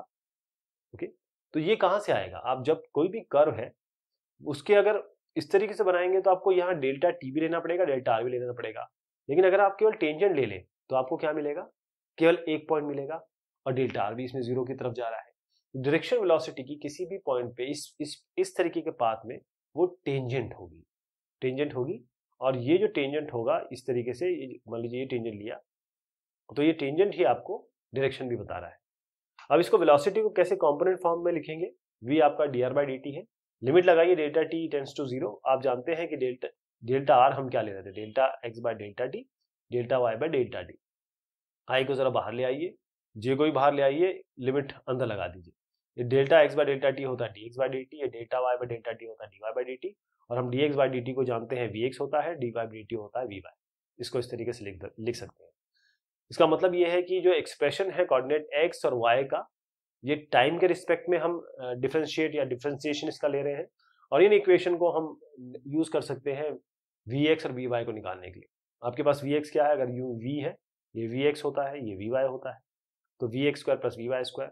अगर आप tan थीटा निकालना चाहें तो vy/vx, और थीटा निकालना चाहे तो tan को इधर ले आइए, tan इनवर्स vy/vx। तो vy, vx और थीटा, ये अभी मैं आपको पिछले डायग्राम में मैंने आपको दिखाया। एक्सेलरेशन की बात करें और भी इसमें, इसको भी देख लीजिए, क्योंकि आपके पास जो डायग्राम है उसमें और थोड़ी तब्दीली करते हैं। ये आपका किसी भी एक पॉइंट पे आपने टेंजेंट बनाया, ये v हो गया, इसका कंपोनेंट x ले लिया, इसका y ले लिया, y कंपोनेंट, तो v होगा vxi प्लस vyj, v होगा vxi प्लस vyj, जो कि यहाँ किया हुआ यही चीज बताई है। और इसका मैग्नीट्यूड निकालना है तो अंडर रूट करके vx square plus vy square कर लीजिए। अब बात आती है एक्सेलरेशन की। एक्सेलरेशन क्या होता है? एक्सेलरेशन का मतलब क्या होता है, rate of change of velocity. तो अगर किसी ऑब्जेक्ट का किसी टाइम इंटरवल डेल्टा टी पे, और मान लीजिए वो एक्स वाई प्लेन पे चल रहा है, तो उसकी जो वेलोसिटी चेंज हुई किसी टाइम इंटरवल में, उसी को हम एक्सेलरेशन कहते हैं। Acceleration is simply delta we by delta T. Delta V अभी भी हमने देखा, डेल्टा वी एक्स आई प्लस वी वाई जे लिख सकते हैं। इसको अलग कर लीजिए, इसको अलग कर लीजिए, यानी इसको delta V X by delta T लिखिए, इसको delta V Y by delta T लिखिए। ये अलग अलग हमने टर्म कर लिया। अब जो Vx वाला टर्म था वो Ax हो गया, मतलब Vx delta Vx bye delta T वो हो गया Ax। इसी तरीके से rate of change of velocity in y is Ay, तो A आपका हो गया Axi प्लस Ayj। तो एक्सेलरेशन, अगर आपको इंस्टेंटेनियस एक्सेलरेशन निकालना है तो आप हमेशा जानते हैं हमको टाइम को एकदम जीरो की तरफ ले जाना पड़ेगा। तो एक्सेलरेशन का मतलब होता है limit delta T tends to zero, delta we by delta T. Delta V की जगह आप यही चीज रख दीजिए, डेल्टा वी एक्स आई और डेल्टा वी बाय जे। यहाँ पर आई और जे को इसकी जगह रख के आई और जे को बाहर ले लीजिए। यहाँ limit delta T tends to zero, delta we by delta X, ये आप जानते हैं क्या होता है, ये A x I plus A Y J है, ये आपका ए एक्स आई और ये ए वाई जे। तो ए एक्स है क्या, D we X by D T, और ए वाई क्या है, D V Y by D T. तो वेलोसिटी की तरह जैसे देखा, हम ग्राफिकली इसको एक्सेलरेशन को भी समझ सकते हैं, और इसको मैं ये डायग्राम में दिखाता हूँ आपको। ये देखिएगा, सबसे पहली चीज इसमें समझिए कि हमारे पास ये v है, ये v डैश है, और इनके बीच में रेट जो चेंज हुई वेलोसिटी v और v डैश के बीच में, वो आपका डेल्टा v है। सभी इसमें यही चीज बताई जा रही है। अब जो डायरेक्शन है, मैंने कहा पहले तो एक कर्व लीजिए, एक पॉइंट पे ये बना दिया टेंजेंट, एक पॉइंट पे ये टेंजेंट बना दिया। अब इस v को हमने यहां रखा, इस v डैश को यहां रखा, और इनके बीच में डेल्टा v निकालने की कोशिश की, और टाइम इंटरवल यहां से लेकर यहां। डायरेक्शन इसका क्या है एक्सेलरेशन का, इसके ये वाला डायरेक्शन देखिए, इनका रिजल्टेंट ये है ना, डायरेक्शन ये। इस सेम चीज ये है, कोई दो और पॉइंट ले लीजिए, इसी तरीके से आप बहुत करीब ले लीजिए और एकदम पास में ले आए। मतलब अभी तक तो इनके बीच में टाइम डिफरेंस था, यहाँ भी थोड़ा बहुत है, यहाँ भी थोड़ा बहुत है, लेकिन एकदम करीब आप ले आए, इसको बिल्कुल दोनों को ज्वाइन कर दिया, तो आपका वेलोसिटी इस तरफ जा रही है, और ये आपका डायरेक्शन हो गया एक्सेलरेशन का। तो जो एवरेज एक्सेलरेशन है आपका डेल्टा t1, डेल्टा t2 और डेल्टा t3, जब तक हम इसको बहुत छोटा ना कर दें, क्योंकि हम हमेशा कोशिश कर रहे हैं कि जो डेल्टा t3 तक हम आए तो कम से कम कर दें, और फाइनली हम अगर एक पॉइंट पे आए तो हम चाहते हैं कि डेल्टा t टेंड्स टू 0 हो जाए, यानी कि एवरेज एक्सेलरेशन वाकई में हमारा इंस्टेंटेनियस एक्सेलरेशन या एक्सेलरेशन बन जाए। तो यही हमने काम किया, इसमें हम ट्रायंगल लॉ हमने लगाया, देखा आपने डेल्टा वी कैसे चेंज करी है, हमने डेल्टा t टेंड्स टू 0 लगाया, तो हमने एवरेज एक्सेलरेशन को इंस्टेंटेनियस एक्सेलरेशन बना दिया, क्योंकि हम डेल्टा टी को उस लेवल तक ले गए जहां तक वो 0 ना हो जाए। एक डायमेंशन जो वेलोसिटी एक्सेलरेशन होता है ऑब्जेक्ट का, वो हमेशा स्ट्रेट लाइन में होता है, या तो सेम डायरेक्शन में होगा या अपोजिट डायरेक्शन में होगा। लेकिन जब आप 2 या 3 डिमेंशन में आते हैं तो वेलोसिटी और एक्सेलरेशन वो 0 से 180 डिग्री के बीच तक हो सकता है। एक एग्जांपल लेते हैं, जो पोजीशन है पार्टिकल की वो इस तरीके से आपका एक वेक्टर से रिप्रेजेंट की गई है। r इक्वल टू मान लीजिए ax है, bx है और ये cx है, जो भी i j k के साथ है ये हमारा वेक्टर हो गया, जिसमें जो t आप देख पा रहे हैं ये सेकेंड्स में है और जो कोएफिशिएंट आपको दिख रहे हैं इनकी प्रॉपर यूनिट है। मान लीजिए r जो है आपका मीटर में है, आपको vt निकालना है, at निकालना है, यानी कि वेलोसिटी निकालनी है, एक्सेलरेशन निकालनी है इस पार्टिकल की। आपको मैग्नीट्यूड भी निकालना है, डायरेक्शन भी निकालना है, वेलोसिटी का टाइम भी आपको दिया हुआ है 0.1। बहुत आसान है क्योंकि आपको पता है इसको डिफरेंशिएशन करना है। एक बार डिफरेंशिएशन करना है, एक और बार डिफरेंशिएशन करेंगे। dr by dt या delta r by delta t आपकी वेलोसिटी होती है, तो सिंपली इसका हम डिफरेंशिएशन कर देंगे, कांस्टेंट वैल्यू को बाहर निकाल देंगे और जैसे ये t है तो ये तो खैर यही बनेगा, t स्क्वायर का 2t हो जाएगा, ये तो चला जाएगा क्योंकि ये कांस्टेंट ये बनेगा। अब एक बार इसको और डिफरेंशिएट कर दीजिए, इसको एक बार और डिफरेंशिएट कर दीजिए, तो 3.0 फिर से 0 हो जाएगा, 4.0 t के रिस्पेक्ट में कर रहे हैं तो 4.0 बचेगा, t हट जाएगा, तो आपका 4.0 g हो गया।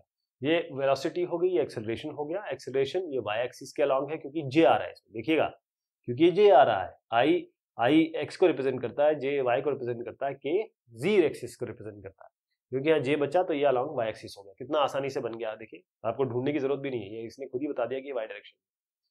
अब इन्होंने कहा t 1.0 पे आप इसकी वेलोसिटी बताइए, तो वेलोसिटी क्या निकाली थी हमने, ये इस वेलोसिटी में इस जहां जहां t है, एक ही जगह t है, इसमें 1 रख दी तो आपकी वेलोसिटी आ जाएगी। इसका मैग्नीट्यूड निकालना है तो इसका स्क्वायर करिए, इसका स्क्वायर करिए, जोड़ दीजिए, अंडर रूट कर दीजिए। डायरेक्शन क्या होगा, vy by vx यानी 4/3, इसका tan इनवर्स निकालेंगे तो अगर टेबल देखेंगे तो 53 डिग्री आएगा इसका। Motion in a plane with constant acceleration, एक ऑब्जेक्ट है वो एक्स वाई प्लेन में मूव कर रहा है, उसका एक्सेलरेशन a है लेकिन जो कांस्टेंट है, तो किसी टाइम इंटरवल पे जो एवरेज एक्सेलरेशन आने वाला है वो कांस्टेंट होगा, कांस्टेंट वैल्यू है बताया गया है इसमें। अब हम क्या करते हैं, जो वेलोसिटी है ऑब्जेक्ट की v0 मानते हैं शुरुआत में, t इक्वल टू 0 पे v0 है और किसी एक t टाइम पे v, हम जानते हैं कि एक्सेलरेशन होता है rate of change of velocity, यानी initial velocity minus final velocity minus initial velocity, final time minus divided by final time minus initial time. अब ये क्या हो गया, v equal to v0 plus at, हमारे पास पहली फर्स्ट मोशन की equation है, ये तो आ गई। लेकिन कंपोनेंट के हिसाब से कैसे लिखेंगे इसको, जैसे vx लिखना है तो v0x प्लस axt, vy लिखना है तो vy plus v0y plus ayt, ये कंपोनेंट के टर्म्स में लिख दिया। अब हम ये कोशिश करते हैं कि जो पोजीशन अगर r चेंज हो रही है टाइम के हिसाब से, तो हम क्या करेंगे, एक डायमेंशन केस लेते हैं पहले जो हमने यूज किया था पहले, r0 और r ये पोजीशन हुई इस वेक्टर की टाइम 0, इसका ये टाइम 0 पे है, ये टाइम t पे है। यहाँ पर मान लीजिए वेलोसिटी इसकी v0 है, यहाँ पर मान लीजिए इसकी वेलोसिटी v है, तो टाइम इंटरवल के हिसाब से जो एवरेज वेलोसिटी होगी वो क्या होगी, v0 प्लस v/2, दोनों को जोड़ दीजिए, डिवाइड बाय 2 कर दीजिए, तो डिस्प्लेसमेंट कितना होगा, average velocity multiplied by time interval, तो r माइनस r0 इसका एक्चुअल डिस्प्लेसमेंट हुआ, ये हमने एवरेज वेलोसिटी निकाली, टाइम के साथ मल्टीप्लाई कर दिया, तो ये क्या आ गया, इस v की जगह हमने रखा v0 प्लस at, ये वाला रख दिया यहाँ पर, ठीक, ये आ गया। जरा इसको मल्टीप्लाई कर लेते हैं तो आप देखिए ये आपकी दूसरी इक्वेशन बन गई, r equal to r0 plus v0t plus half at square. अब आराम से इसको वेरीफाई भी कर सकते हैं, डेरिवेटिव है यानी कि dr बाई dt करें तो ये आपको t इक्वल टू 0 पे r इक्वल टू r0 देगा, करके देखिए इसको। तो x, अब इसको भी हम x और y कंपोनेंट में लिख देते हैं, x को लिखेंगे x0 plus v0 xt plus half axt square, y को भी इसी तरीके से लिख देंगे y0 plus v0 yt plus half ayt square. अब इस इक्वेशन को अगर हम देखें, जो मोशन हो रहा है x और y डायरेक्शन में, ये दोनों इंडिपेंडेंट है, अलग अलग है। इसका मतलब ये है कि मोशन जब दो डिमेंशन में या दो प्लेन में हो रहा है, उसको हम अलग अलग तरीके से साइमल्टेनियसली एक ही बार में अलग अलग डायमेंशन के मोशन की तरह ट्रीट कर सकते हैं। और एक कांस्टेंट एक्सेलरेशन है इसमें, दो अलग अलग डायरेक्शन में, ax इस तरफ मान लीजिए, ay इस तरफ, दो डायरेक्शन में आप देख सकते हैं। बहुत इंपॉर्टेंट रिजल्ट है ये, क्योंकि जो मोशन ऑब्जेक्ट है दो डायमेंशन में, वो हम इसी से देखेंगे। अगर तीन डायमेंशन में जाएंगे तो और भी इसको एक्सटेंड कर सकते हैं कि भाई ax एक डायरेक्शन में, ay दूसरे डायरेक्शन में, az तीसरे डायरेक्शन में। तो एक एग्जाम्पल लेते हैं, एक पार्टिकल है जो शुरुआत कर रहा है ओरिजिन से t इक्वल टू 0 पे, इसकी वेलोसिटी दी हुई है 5.0 आई मतलब x डायरेक्शन में, और xy प्लेन में ये जा रहा है, और फोर्स इस पे लग रहा है, कौन जो फोर्स लग रहा है वो इसको एक एक्सेलरेशन दे रहा है। एक्सेलरेशन क्या है? 3.0 आई प्लस 2.0 j। आपको बताना है कि y कोऑर्डिनेट इस पार्टिकल का इस इंस्टेंट पे, और जो जब x कोऑर्डिनेट आपका 84 मीटर हो, और दूसरा बताना है कि क्या स्पीड होगी इस पार्टिकल की इस समय। तो अभी हमने जो इक्वेशन निकाली उसको हम डायरेक्ट लगा सकते हैं। जो पोजीशन होगी आर टी आपकी v0t plus half A T square. v0t की जगह आप उठा के रख दीजिए, क्योंकि आपको जो जो चीज दिखी है वो उठा के रख दीजिए।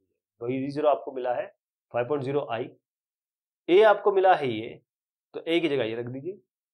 अब करना क्या है, i वाले टर्म को एक साथ कर लीजिए, j वाले टर्म को एक साथ कर लीजिए, वही काम हुआ है। i को एक साथ कर लीजिए, j को एक साथ कर लीजिए, तो आपका xt क्या आया, मतलब ये वाला xt मतलब x r equal to x का कंपोनेंट y का कंपोनेंट, ये x का कंपोनेंट है तो xt ये हो गया, और ये आपका yt हो गया। अब आपको दिया गया है टाइम xt, मतलब ये जो चीज दी गई है ये 84 दी। आपको कहा गया है कि जो y कोऑर्डिनेट है पार्टिकल का बताना है, x कोऑर्डिनेट अगर 84 है तो x कोऑर्डिनेट ये हुआ, तो इसको आप 84 के बराबर कर दीजिए। ये क्वाड्रेटिक इक्वेशन बनेगी, इसको सॉल्व करेंगे, टाइम आपका 6 सेकंड आएगा। अब इसी टाइम 6 सेकंड पे जरा इसमें रख दीजिए, तो yt आ जाएगा, यानी कि y कितना हुआ 36 मीटर। तो वेलोसिटी आपकी क्या बन रही है, क्योंकि ये rt है तो इसका आप डिफरेंशिएशन करिए, इस वेलोसिटी का ये जो चीज आई थी इसको डिफरेंशिएशन करिए, तो dr बाई dt करेंगे तो वेलोसिटी आ जाएगी। अब ये जो चीज आ गई है इसमें अब टाइम 6 सेकंड रख दीजिए। जैसे टाइम 6 सेकंड रखेंगे, इस जगह टाइम 6 रखिए, इधर इस जगह 6 रखिए, आप देखेंगे टाइम 6 सेकंड पे ये आ गया। और अगर इसका मैग्नीट्यूड निकालना है तो d square plus d square under root आपका 26 मीटर पर सेकंड आ गया। रिलेटिव वेलोसिटी क्या होगी दो डायमेंशन में? जब भी हम रिलेटिव वेलोसिटी की बात करते हैं तो एक ऑब्जेक्ट की वेलोसिटी दूसरे के रिस्पेक्ट में क्या है वो देखते हैं। अब इसको हम 2 डायमेंशन और 3 डायमेंशन में दोनों में बढ़ा सकते हैं। जैसे हमने कहा कि भाई दो ऑब्जेक्ट हैं ए और बी, और ये मूव कर रहे हैं वी ए और वी बी, इनकी वेलोसिटी है, और ये दोनों की जो वेलोसिटी है वो किसी कॉमन फ्रेम ऑफ रेफरेंस से, मान लीजिए ग्राउंड है, तो वेलोसिटी क्या होगी ऑब्जेक्ट ए की, अगर बी से रिलेटिव देखा जाए, relative to that of B, V A B होगा V A minus V B. इसी तरीके से बी रिलेटिव टू ए कितना होगा, वी बी ए, यानी वी बी माइनस वी ए।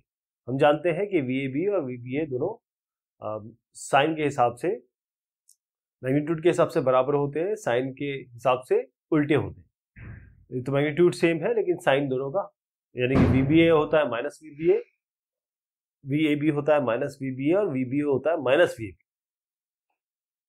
अब इसमें पहले मैं आपको एक सवाल बता दूं, फिर देखिएगा कि किस तरीके से हम आगे बढ़ते हैं। जैसे एक रेन है, बरसात हो रही है, और उसकी जो स्पीड है वो 35 मीटर पर सेकंड है। अब जो महिला है वो साइकिल चला रही है, उनकी स्पीड इतनी है 12 metre per second in east to west direction, east to west direction, इस डायरेक्शन में। अब ये जो बाइकर है वो इनकी स्पीड वो है डायरेक्शन है, ये वाली जो रेन की है। अब आपको डायरेक्शन बताना है किस डायरेक्शन में इनको छतरी पकड़नी है। तो कुछ इस तरीके से होगा कि अगर हम इस डायग्राम को देखें और दोनों को देख के दोनों का ग्राउंड के हिसाब से वेलोसिटी क्या है, ये जो वेलोसिटी दी है तो किसके रिस्पेक्ट में, वो ग्राउंड के रिस्पेक्ट में है। और क्योंकि महिला बाइसाइकिल में चल रही है तो जो वेलोसिटी है रेन की, जो एक्सपेक्ट कर रही है वेलोसिटी, मतलब रेन की relative to the velocity of bicycle, वो क्या होगी, दोनों की ग्राउंड के रिस्पेक्ट में है। तो जो वी आर बी की बात कर रहा हूं मैं, rain with respect to the bicycle rider, वो होगी V R minus V B. Okay, V R minus V B. तो V R minus V B के लिए क्या करेंगे, वी बी को उल्टा कर दीजिए, वी बी का डायरेक्शन पहले उल्टा करिए, इसके टेल को यहां मिला दीजिए, वी आर के सर के साथ या टिप के साथ इसके टेल को मिला दीजिए। अब ये जो बनेगा ना वो आपका वी आर बी है। तो जो रिलेटिव वेलोसिटी वेक्टर है वो कैसे बनेगा, ये आपका थीटा बनेगा, थीटा वो आएगा V B by V are.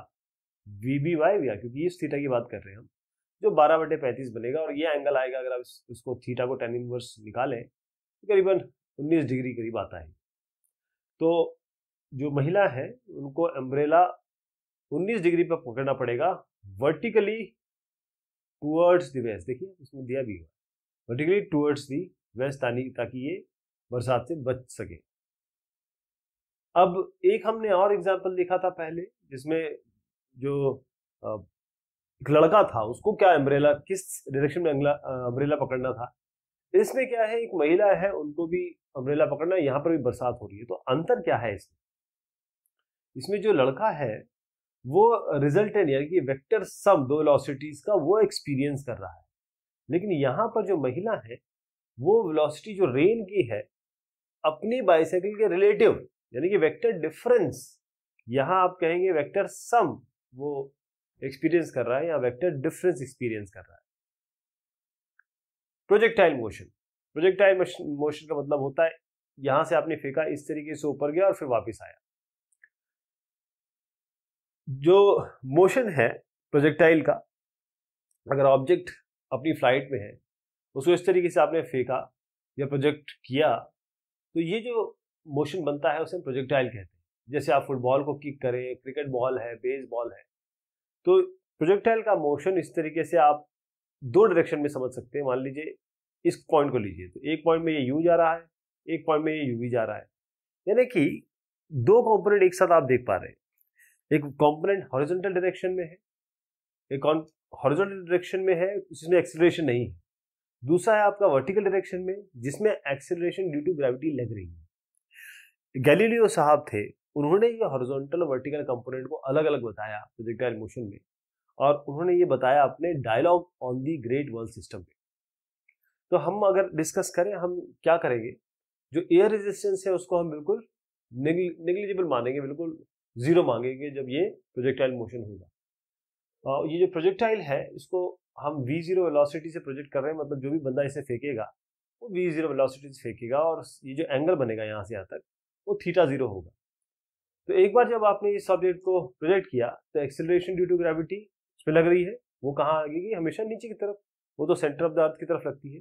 तो एक्सेलरेशन को कैसे लिख सकते हैं, और वो क्योंकि हमने कहा ये एक्स है, ये वाई है, और ये नीचे की तरफ लग रही है, तो हम क्या कहेंगे कि ये -y डायरेक्शन में, जे है ना, जे -y होता है, मतलब जे जो होता है वाई बताता है, और -g क्या बता रहा है कि ग्रेविटी नीचे की तरफ लग रही है, तो एक्सेलरेशन हमने -g कह दी। ए एक्स में क्या होगा, एक्स डायरेक्शन में देखें तो ये 0 है, और ए वाई भी आपका -g।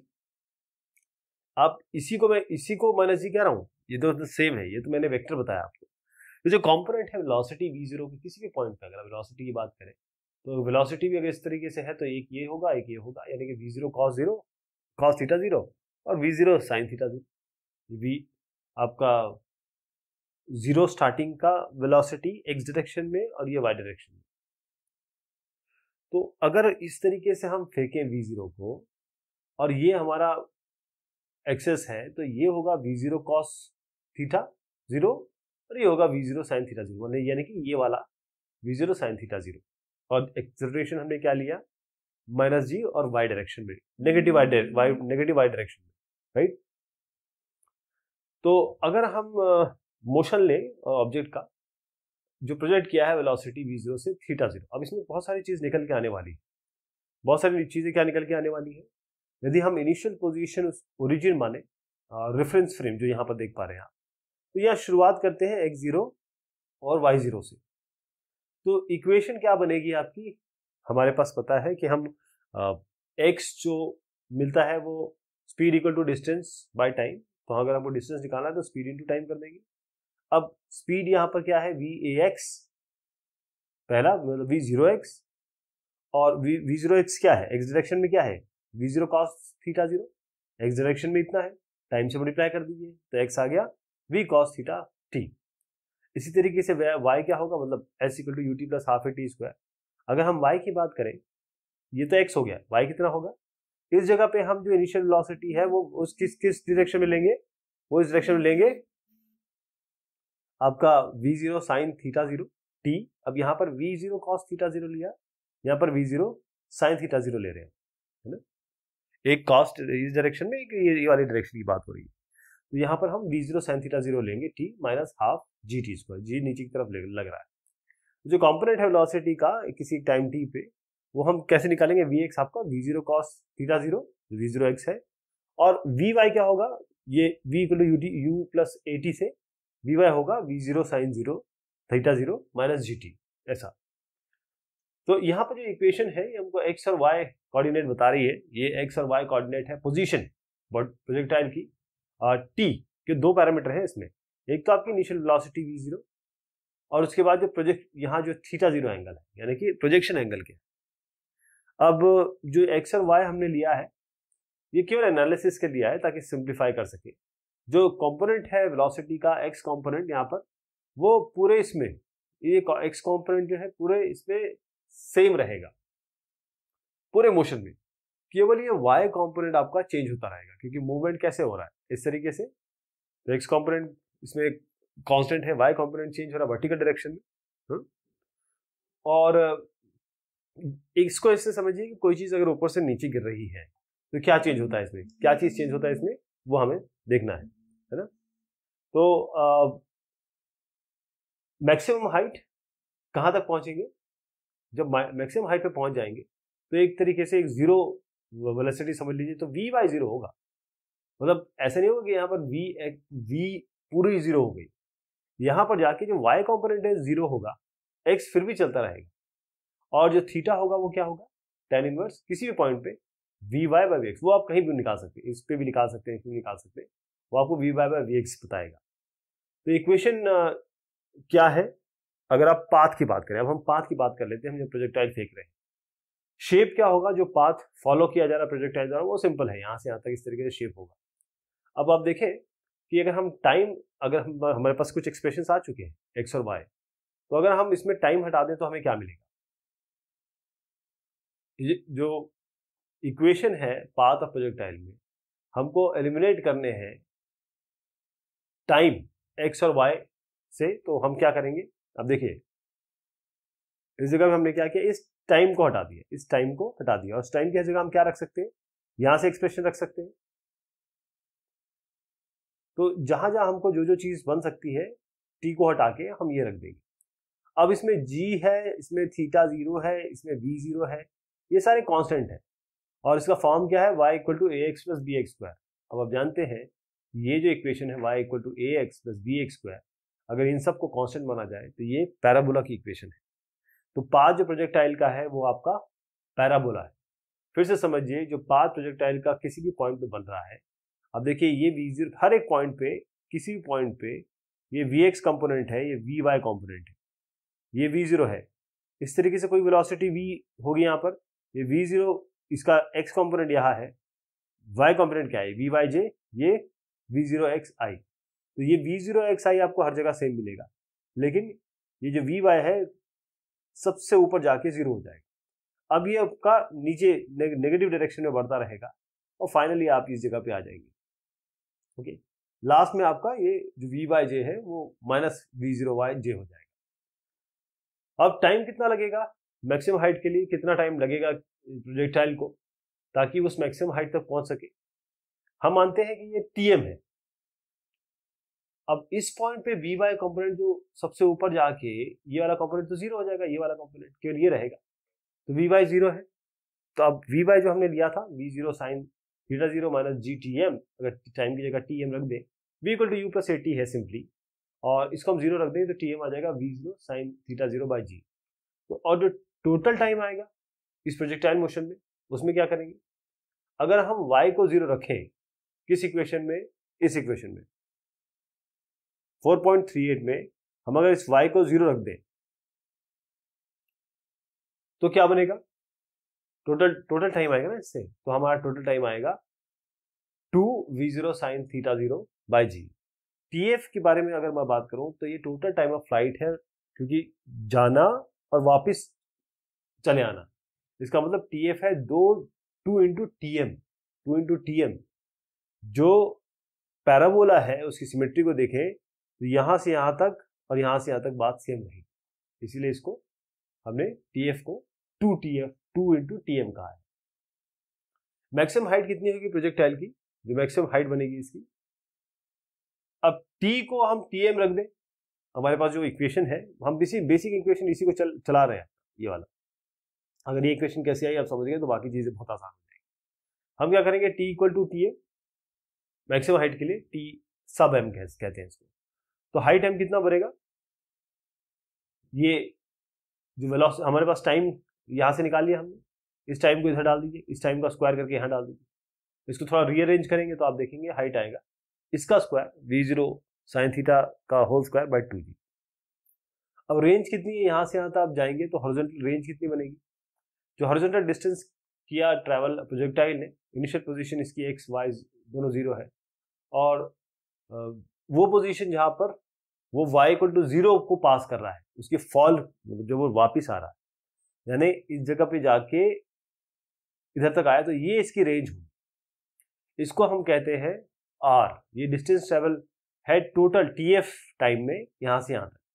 तो रेंज r क्या होगा, रेंज है आपका v0 cos थीटा 0 tf। ये स्पीड बेसिक आपको करना क्या है, cos वाले टर्म को टाइम से मल्टीप्लाई करना, और टाइम यहाँ पर tf है। तो और tf की जगह क्या है, tf हम ऑलरेडी निकाल चुके हैं, यहाँ पर हमारे पास tf है। This tf you have to use, इसको यहाँ रख दीजिए। तो r आ गया आपका v0 square sine 2 theta sir, cos theta sine theta 2 sine theta cos theta होता है साइन 2 थीटा, इसलिए ये साइन 2 थीटा आया है। तो ये जो इक्वेशन है ये आपको बताता है कि अगर आपको प्रोजेक्टेड वेलोसिटी दी है v0, r मैक्सिमम होगा जब साइन 2 थीटा मैक्सिमम होगा, यानी कि थीटा जब 45 डिग्री होगा। अगर आप 45 डिग्री से इसको फेंकें तो सबसे ज्यादा रेंज कवर होगा। तो मैक्सिमम रेंज कितनी हो जाएगी, अगर यहाँ पर मैं साइन 2 थीटा की जगह या 2 थीटा की जगह आप 90 आ जाए, या थीटा की जगह 45 डिग्री आ जाए, तो ये हट जाएगा, ये v0 स्क्वायर बाय g आ जाएगा। तो गैलीलियो साहब ने अपनी जो बुक है टू न्यू साइंसेस, उन्होंने बताया कि जो एलिवेशन एक्सीड कर रहा है या कम हो रहा है 45 डिग्री से बाय इक्वल अमाउंट्स, वो रेंज जो है उनकी इक्वल होती है। आपको स्टेटमेंट प्रूव करना। तो इसके लिए क्या है, एक जब हम प्रोजेक्टाइल इक्वेशन की बात करते हैं, v0 वेलोसिटी है, थीटा d 0 से फेंका गया, तो r हमने देखा क्या बन के आ रहा है। तो इसमें r क्या बन के आ रहा है, आपका r आपका बन के आ रहा है v0 square sine 2 theta 0 by g। अब एंगल्स आप देखें 45 plus alpha, 45 minus alpha, 2 theta 0 क्या है 90 डिग्री प्लस 2 अल्फा, 90 ट्वाइस इसको कर दिया 2 थीटा, ये इसकी बात कर रहा हूँ। तो अगर एंगल आपका 45, क्योंकि इसमें कहा गया है एक्सीड कर रहा है या फॉल शॉर्ट कर रहा है 45 डिग्री से, तो 45 degree plus alpha, 45 degree minus alpha, इसको 2 ट्वाइस थीटा कर दीजिए, तो 90 प्लस 2 अल्फा, 90 माइनस 2 अल्फा। जो वैल्यू है 90 साइन 90 प्लस, अगर साइन निकालें इसका, तो 90 माइनस 2 अल्फा का, अब देखें दोनों का सेम आएगा, और वो क्या किसके बराबर आएगा, 2 अल्फा के, cos 2 अल्फा के बराबर। तो जो रेंज है वो दोनों बराबर होंगी एलिवेशन की, जब वो एक्सीड कर जाएगा या 45 डिग्री से कम रह जाएगा, इक्वल अमाउंट अल्फा का होना चाहिए। एक हाइकर है जो क्लिफ के एज पे खड़े हुए हैं ग्राउंड से, और वो यहाँ से एक पत्थर फेंकते हैं हॉरिजॉन्टली, इनिशियल वेलोसिटी उसकी 15 मीटर पर सेकंड है।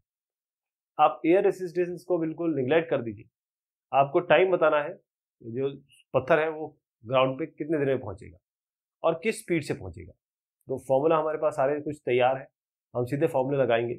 यहाँ पर हम क्या करेंगे, जो ओरिजिन है इस तरीके से एक्स और वाई यहाँ पर करेंगे, इस पॉइंट को वहां रखेंगे जो एज है क्लिफ जहाँ पर वो खड़े हैं t=0 पे। अब पॉजिटिव जो डायरेक्शन है एक्स एक्सिस की वो हम इनिशियल वेलोसिटी के अलोंग मानेंगे, और जो पॉजिटिव डायरेक्शन है वाई एक्सिस की वो वर्टिकली अपवर्ड मानेंगे। कोई भी अलग आएगा, मतलब अपोजिट डायरेक्शन में आएगा तो नेगेटिव हो जाएगा। जो एक्स और वाई कंपोनेंट है मोशन के, उसको हम इंडिपेंडेंटली ट्रीट करेंगे। तो जो हम इक्वेशन ऑलरेडी देख चुके हैं, इक्वेशन मोशन की होती है एक्स इक्वल टू, मतलब x equal to x t is क्या है, function of x t is v equal to you plus a t, उसी का हमने x t equal to x zero plus we zero x t लिखा है। ऐसी हमारे पास दूसरी इक्वेशन है वाई कंपोनेंट वाली, उसको हम अपने एस के लिए या टाइम के लिए यूज करेंगे। तो वाई टी हो गया Y zero plus we zero Y T plus half A Y T square. अब क्या है, initially X zero Y zero तो जीरो होगा, तो अगर V zero initially V zero Y V zero है, लेकिन जो एक्सेलरेशन है वो आपका नेगेटिव डायरेक्शन में लग रहा है 9.8 मीटर पर सेकेंड स्क्वायर। और v0x क्या है, क्योंकि यहाँ बताया गया है 15 मीटर पर सेकेंड। चलिए इसको यूज करेंगे।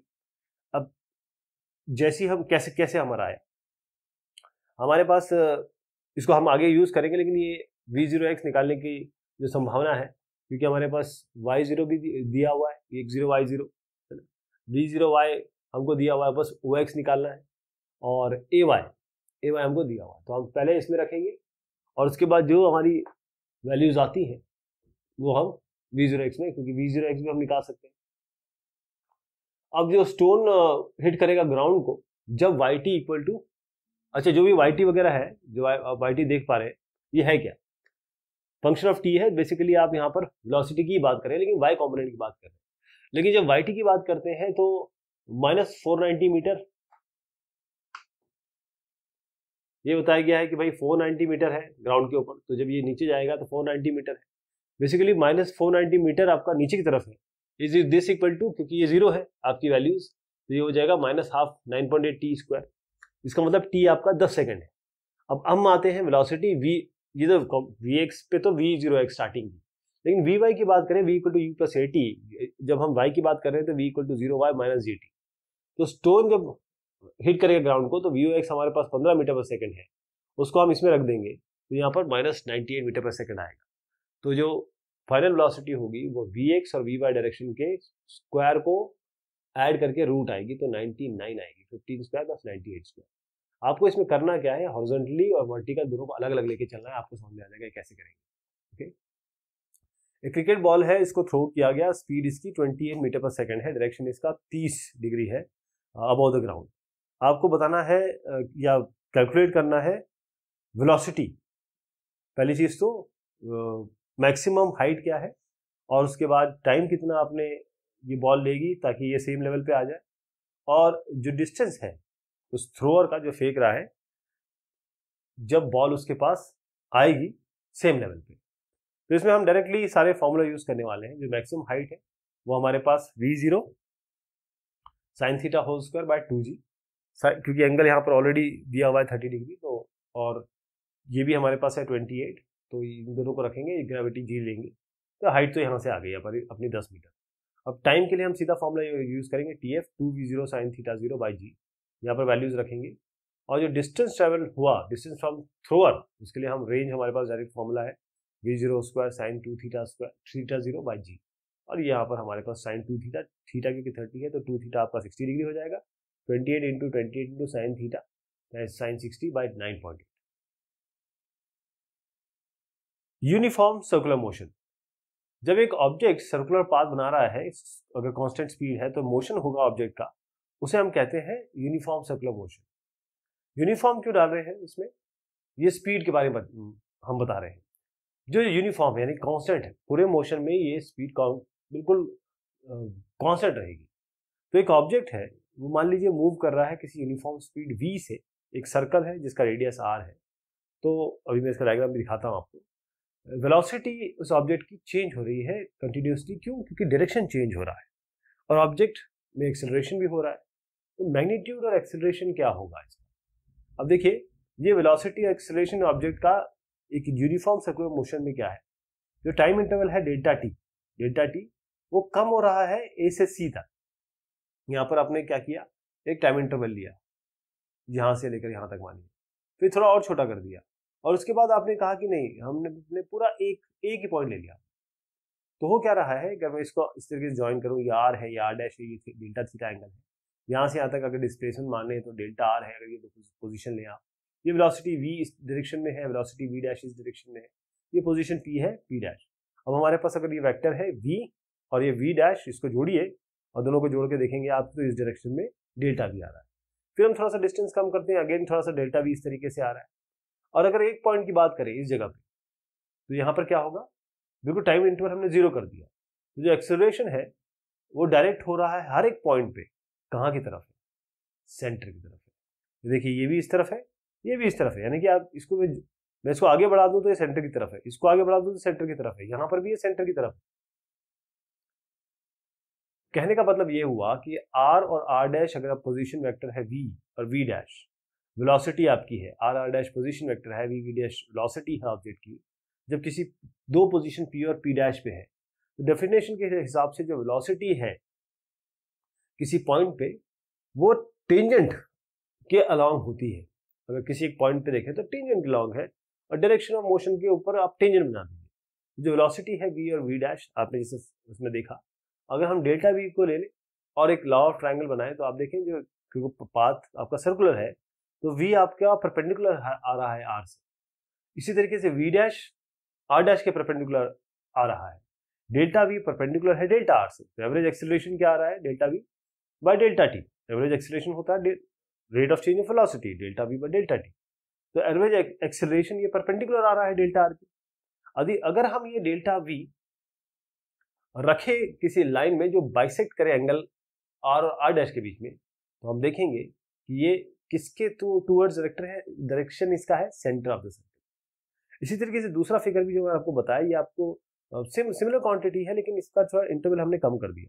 तो डेल्टा वी यहाँ पर अगेन सेंटर की तरफ आ रहा है, जो मैंने आपको यहाँ पर भी बताया, जो यहाँ समझाने की कोशिश की मैंने, कि आप देखेंगे ये डेल्टा वी जिस तरीके से आ रहा है सेंटर की तरफ जा रहा है, थोड़ा कम डिस्टेंस ले लेंगे और आगे चल के डेल्टा टी को इतना कम कर देंगे, delta T tends to zero कर देंगे।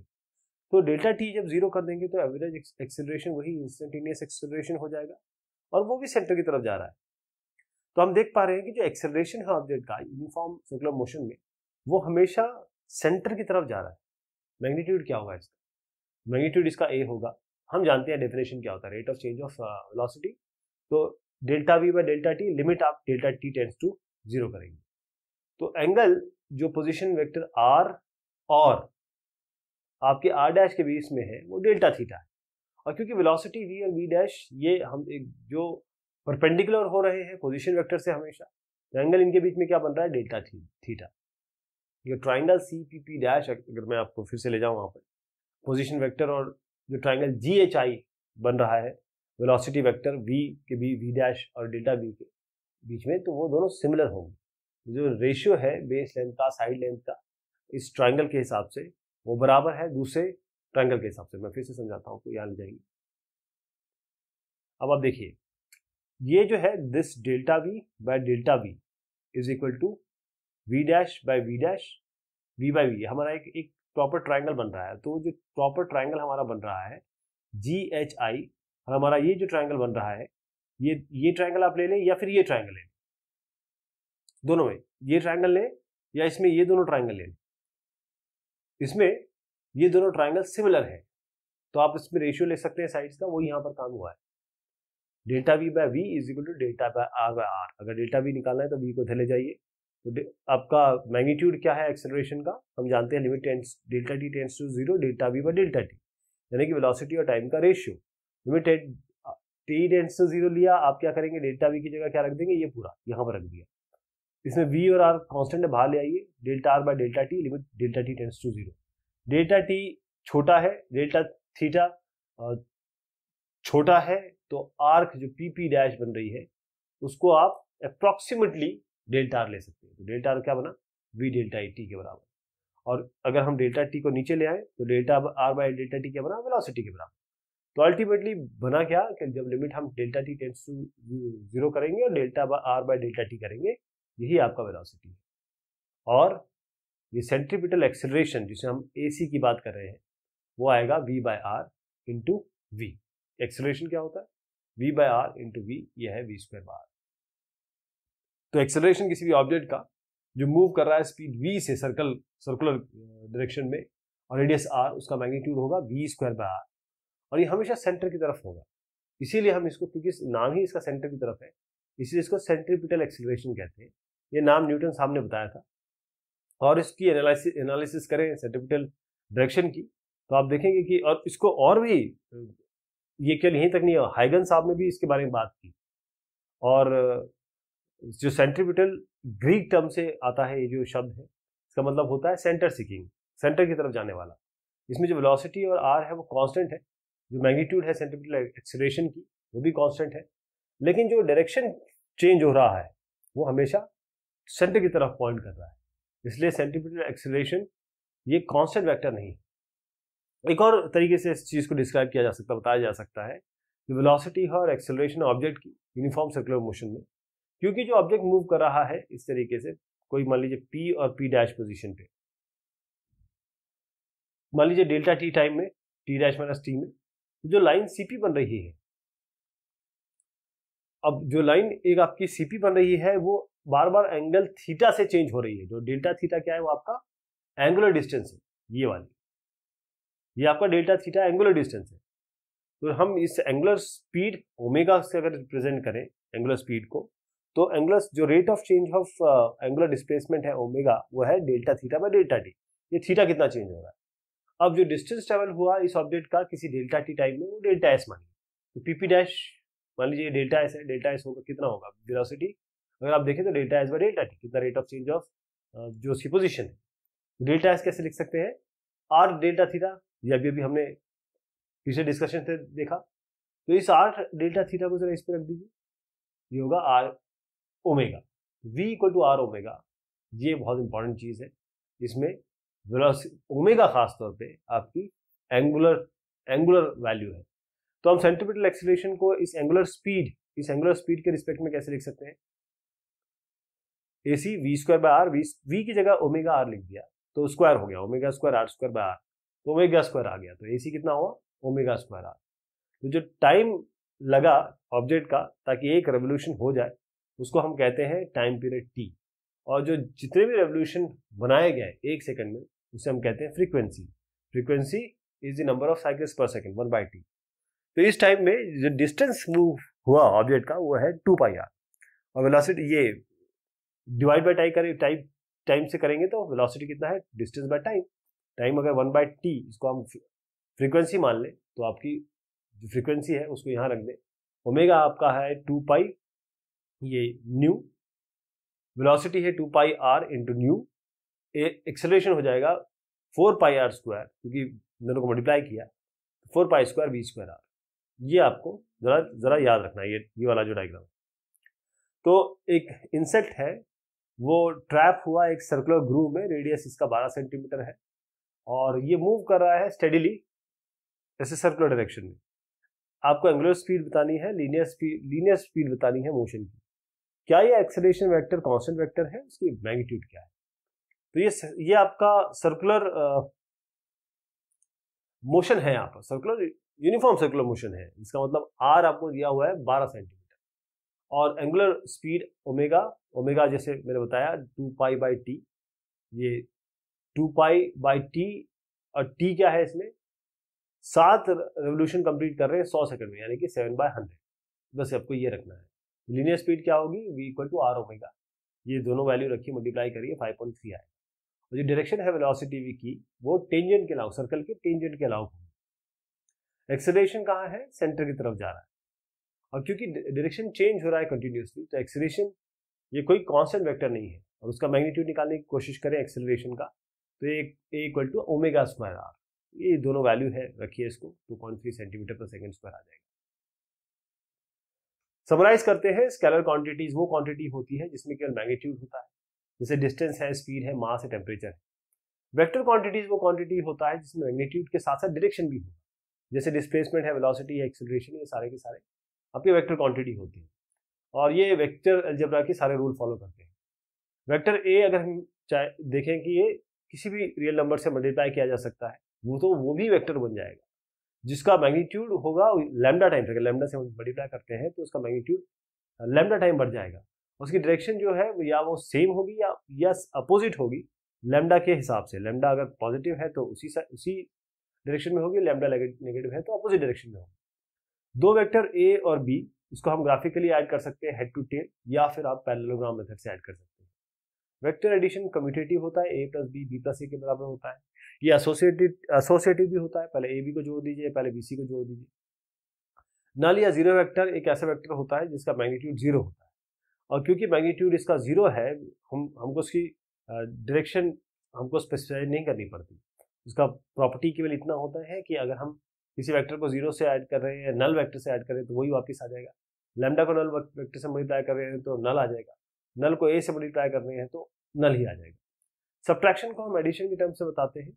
ए का सब्ट्रैक्शन हो रहा है माइनस बी से, ए माइनस बी का मतलब है ए का एडिशन हो रहा है माइनस बी से, यानी कि सब्ट्रैक्शन को भी हम सम के हिसाब से बताते हैं। तो ए माइनस बी का मतलब है ए प्लस माइनस बी।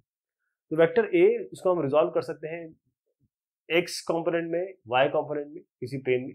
तो ए आप ये कह सकते हैं दो कंपोनेंट हो सकते हैं या दो वेक्टर कह सकते हैं ए और बी के कंपोनेंट में। तो ये होगा lambda A plus mu B, और लैम्डा और म्यू जो है ये रिजॉल्व किया आपने दो कंपोनेंट में। अभी इसको आगे देखेंगे तो एक्स और वाई डायरेक्शन में करेंगे, बाकी जितनी भी आगे चीजें आ रही हैं। तो ए को हम lambda A plus mu B लिख सकते हैं। यूनिट वेक्टर किसी भी वेक्टर के साथ एसोसिएटेड ऐसा वेक्टर है जिसका मैग्नीट्यूड होता है 1 और डायरेक्शन होता है इसी वेक्टर के अलावा। अगर यूनिट वेक्टर निकालना है तो वो वेक्टर लिखिए और डिवाइड कर दीजिए उसके मैग्नीट्यूड से। तो यूनिट वेक्टर है आई जे के, ये वेक्टर्स हैं यूनिट मैग्नीट्यूड के, और उनका डायरेक्शन क्या है x y z, right handed coordinate system में। एक वेक्टर को आप रिप्रेजेंट कर सकते हैं इस तरीके से a x I plus A Y j. A x और ए वाई आपके इसके कॉम्पोनेंट है along x axis along y axis. जो वेक्टर ए है अगर वो एंगल थीटा बना रहा है, एक्स एक्सिस से ये थीटा है, तो ये होगा ए एक्स कॉस थीटा, ये होगा ए वाई साइन थीटा। ए एक्स होगा ए कॉस थीटा, ए वाई होगा ए साइन थीटा। उसका मैग्नीट्यूड क्या होगा A x square plus A Y square under root, और थीटा क्या होगा टेन ए वाई बाय ए एक्स। तो वेक्टर हम बहुत आसानी से एनालिटिकल मेथड से भी जोड़ सकते हैं। सम दो वेक्टर्स का ए और बी का अगर वो एक्स वाई प्लेन है तो सीधा हम बता सकते हैं रिजल्टेंट है आर एक्स आई plus R Y J. R X क्या है इसमें A X plus B X, और आर वाई क्या है आपका इसमें A Y plus B Y. जो पोजीशन वेक्टर है ऑब्जेक्ट की एक्स वाई प्लेन में, इसको हम बताते हैं R equal to X I plus Y J. और जो डिस्प्लेसमेंट आर से गया और आर डैश तक पहुंचा, वो डेल्टा आर होगा आर डैश माइनस आर, यानी कि एक्स डैश माइनस एक्स आई का कंपोनेंट साथ में है, वाई डैश माइनस वाई जे का कंपोनेंट है। यही चीज आपका एक्स डेल्टा एक्स है, यही चीज डेल्टा वाई है। यदि ऑब्जेक्ट डिस्प्लेसमेंट इसका हो रहा है delta R delta T time में, तो एवरेज वेलोसिटी इसकी आती है delta are by delta T, V is delta are by delta T. Velocity क्या होगी किसी टाइम पे, वो आपकी लिमिटिंग वैल्यू है एवरेज वेलोसिटी की, और जिसमें delta T tends to zero हो रहा है। Delta are by delta T limit जब delta T tends to zero आ रहा है तो D R bye D T, इसको हम नोटेशन में अगर लिखें और 3 डायमेंशन में ले जाएं तो V X I V Y J V Z के, जहाँ वी एक्स है D X by D T, V Y है D Y by D T, और वी जेड है D Z by D T. जो पोजीशन है ऑब्जेक्ट की अगर हम कोऑर्डिनेट सिस्टम में प्लॉट करेंगे तो वी हमेशा टेंजेंट की तरह होगा, जो भी कर्व बनाएंगे उसके इस तरीके से टेंजेंट की साइड में होगा जो भी पाथ हो ऑब्जेक्ट का। जो वेलोसिटी है ऑब्जेक्ट की वो चेंज हो रही है v और v डैश में अगर डेल्टा टी टाइम में, तो एवरेज एक्सेलरेशन की वैल्यू होगी v minus V dash by delta T, यानी delta v by delta T. जो एक्सेलरेशन होगा किसी टाइम पे लिमिटिंग वैल्यू उसकी एक है तो delta T tends to zero होगा, तब उसकी एक्सेलरेशन आएगी, यानी basically rate of change of velocity, लेकिन साथ में delta T tends to zero होगा जो कि d v by D t है। कॉम्पोनेंट फॉर्म में लिखना चाहें तो ए x I plus A Y j plus a z के, ए एक्स इसमें d we x by D t है, a y d v by D t है, और ए जेड आपका D V Z by D T. अगर एक object move कर रहा है प्लेन में कांस्टेंट एक्सेलरेशन है तो इस ए आपका जो आएगा वो अंडर रूट ए एक्स स्क्वायर प्लस ए वाई स्क्वायर। जो इसमें जो पोजीशन वेक्टर है किसी टाइम टी जीरो पे वो आर जीरो है, और किसी और टाइम टी पे अगर आप देखें तो आर कैसे मिलेगा, अगर आर जीरो टी जीरो पे है तो आर होगा r zero we zero t plus half A T square. और वेलोसिटी कैसे मिलेगी, v equal to v zero plus a t, और वी जीरो वेलोसिटी है टी जीरो पे। कॉम्पोनेंट फॉर्म में देखें तो x होगा x zero we zero x, देखिए ये जीरो एक्स है ये जीरो वाई है, मतलब ओ एक्स है, और बेसिकली ओरिजिन की बात हो रही है। तो V zero x T plus half A X T square, ये है Y zero we zero Y T half A Y square. इसी तरीके से ये भी हम एक्स और वाई के टर्म्स में लिख सकते हैं। तो मोशन जो प्लेन में होगा उसको हम दो अलग अलग साइमल्टेनियस मूवमेंट या वन डायमेंशन की बात कर सकते हैं जो परपेंडिकुलर डायरेक्शंस में है। एक ऑब्जेक्ट अगर वो फ्लाइट पे है यहाँ से यहाँ तक, इसको हम कहते हैं प्रोजेक्टाइल। अगर ऑब्जेक्ट प्रोजेक्ट किया गया इनिशियल वेलोसिटी v जीरो है, इसका एंगल है थीटा जीरो, ये एक्स एक्सिस में है, तो हम अज्यूम करेंगे जो इनिशियल पोजीशन है वो कोइंसाइड कर रही है आपके फाइनल पोजीशन से कोऑर्डिनेट सिस्टम में। तो जो पोजीशन और वेलोसिटी है वो हमारी इन फॉर्मूला से दी जाती है एक्स वाई, ये वी एक्स है वी वाई है, we x component v y component, और जो पाथ होगा प्रोजेक्टाइल का वो पैराबोलिक है, तो y equal to tan theta x minus g x square two v cos theta whole square. और जो मैक्सिमम हाइट ये प्रोजेक्टाइल अटेन करेगा वो आपका इस एक्सप्रेशन से दिया जाता है, टाइम इस एक्सप्रेशन से दिया जाता है, और जो हॉरिजॉन्टल ये डिस्टेंस ट्रेवल कर रहा है इनिशियल पोजीशन से फाइनल पोजीशन तक, इसको हम रेंज कहते हैं। और रेंज जो है वो इस तरीके से दिया जाता है। एक सर्कुलर मोशन की बात करें तो ऑब्जेक्ट अगर सर्कुलर मोशन बना रहा है, कांस्टेंट स्पीड है, तो मोशन जो ऑब्जेक्ट का होगा उसको हम यूनिफॉर्म सर्कुलर मोशन बोलते हैं। जो मैग्नीट्यूड इस एक्सेलरेशन का आएगा वो AC v²/r होता है, और जो डायरेक्शन होता है इस AC का हमेशा सेंटर की तरफ होता है सर्कल के। जो एंगुलर वेलोसिटी है ओमेगा, वो rate of change of angular distance है। ये रिलेटेड है वेलोसिटी v से, v = ω/r। जो एक्सेलरेशन AC है वो ω² r के बराबर है। यदि t आपका टाइम पीरियड है रेवोल्यूशन का उस ऑब्जेक्ट का सर्कुलर मोशन में, v इसकी फ्रीक्वेंसी है, तो आप ये न्यू कह सकते हैं इसको। तो ओमेगा होगा 2πv और न्यू v होगा 2π न्यू इंटू r, और AC होगा 4π² v²r। तो ये बात हुई इस चैप्टर की। बहुत शुक्रिया, बहुत मेहरबानी आप सभी की।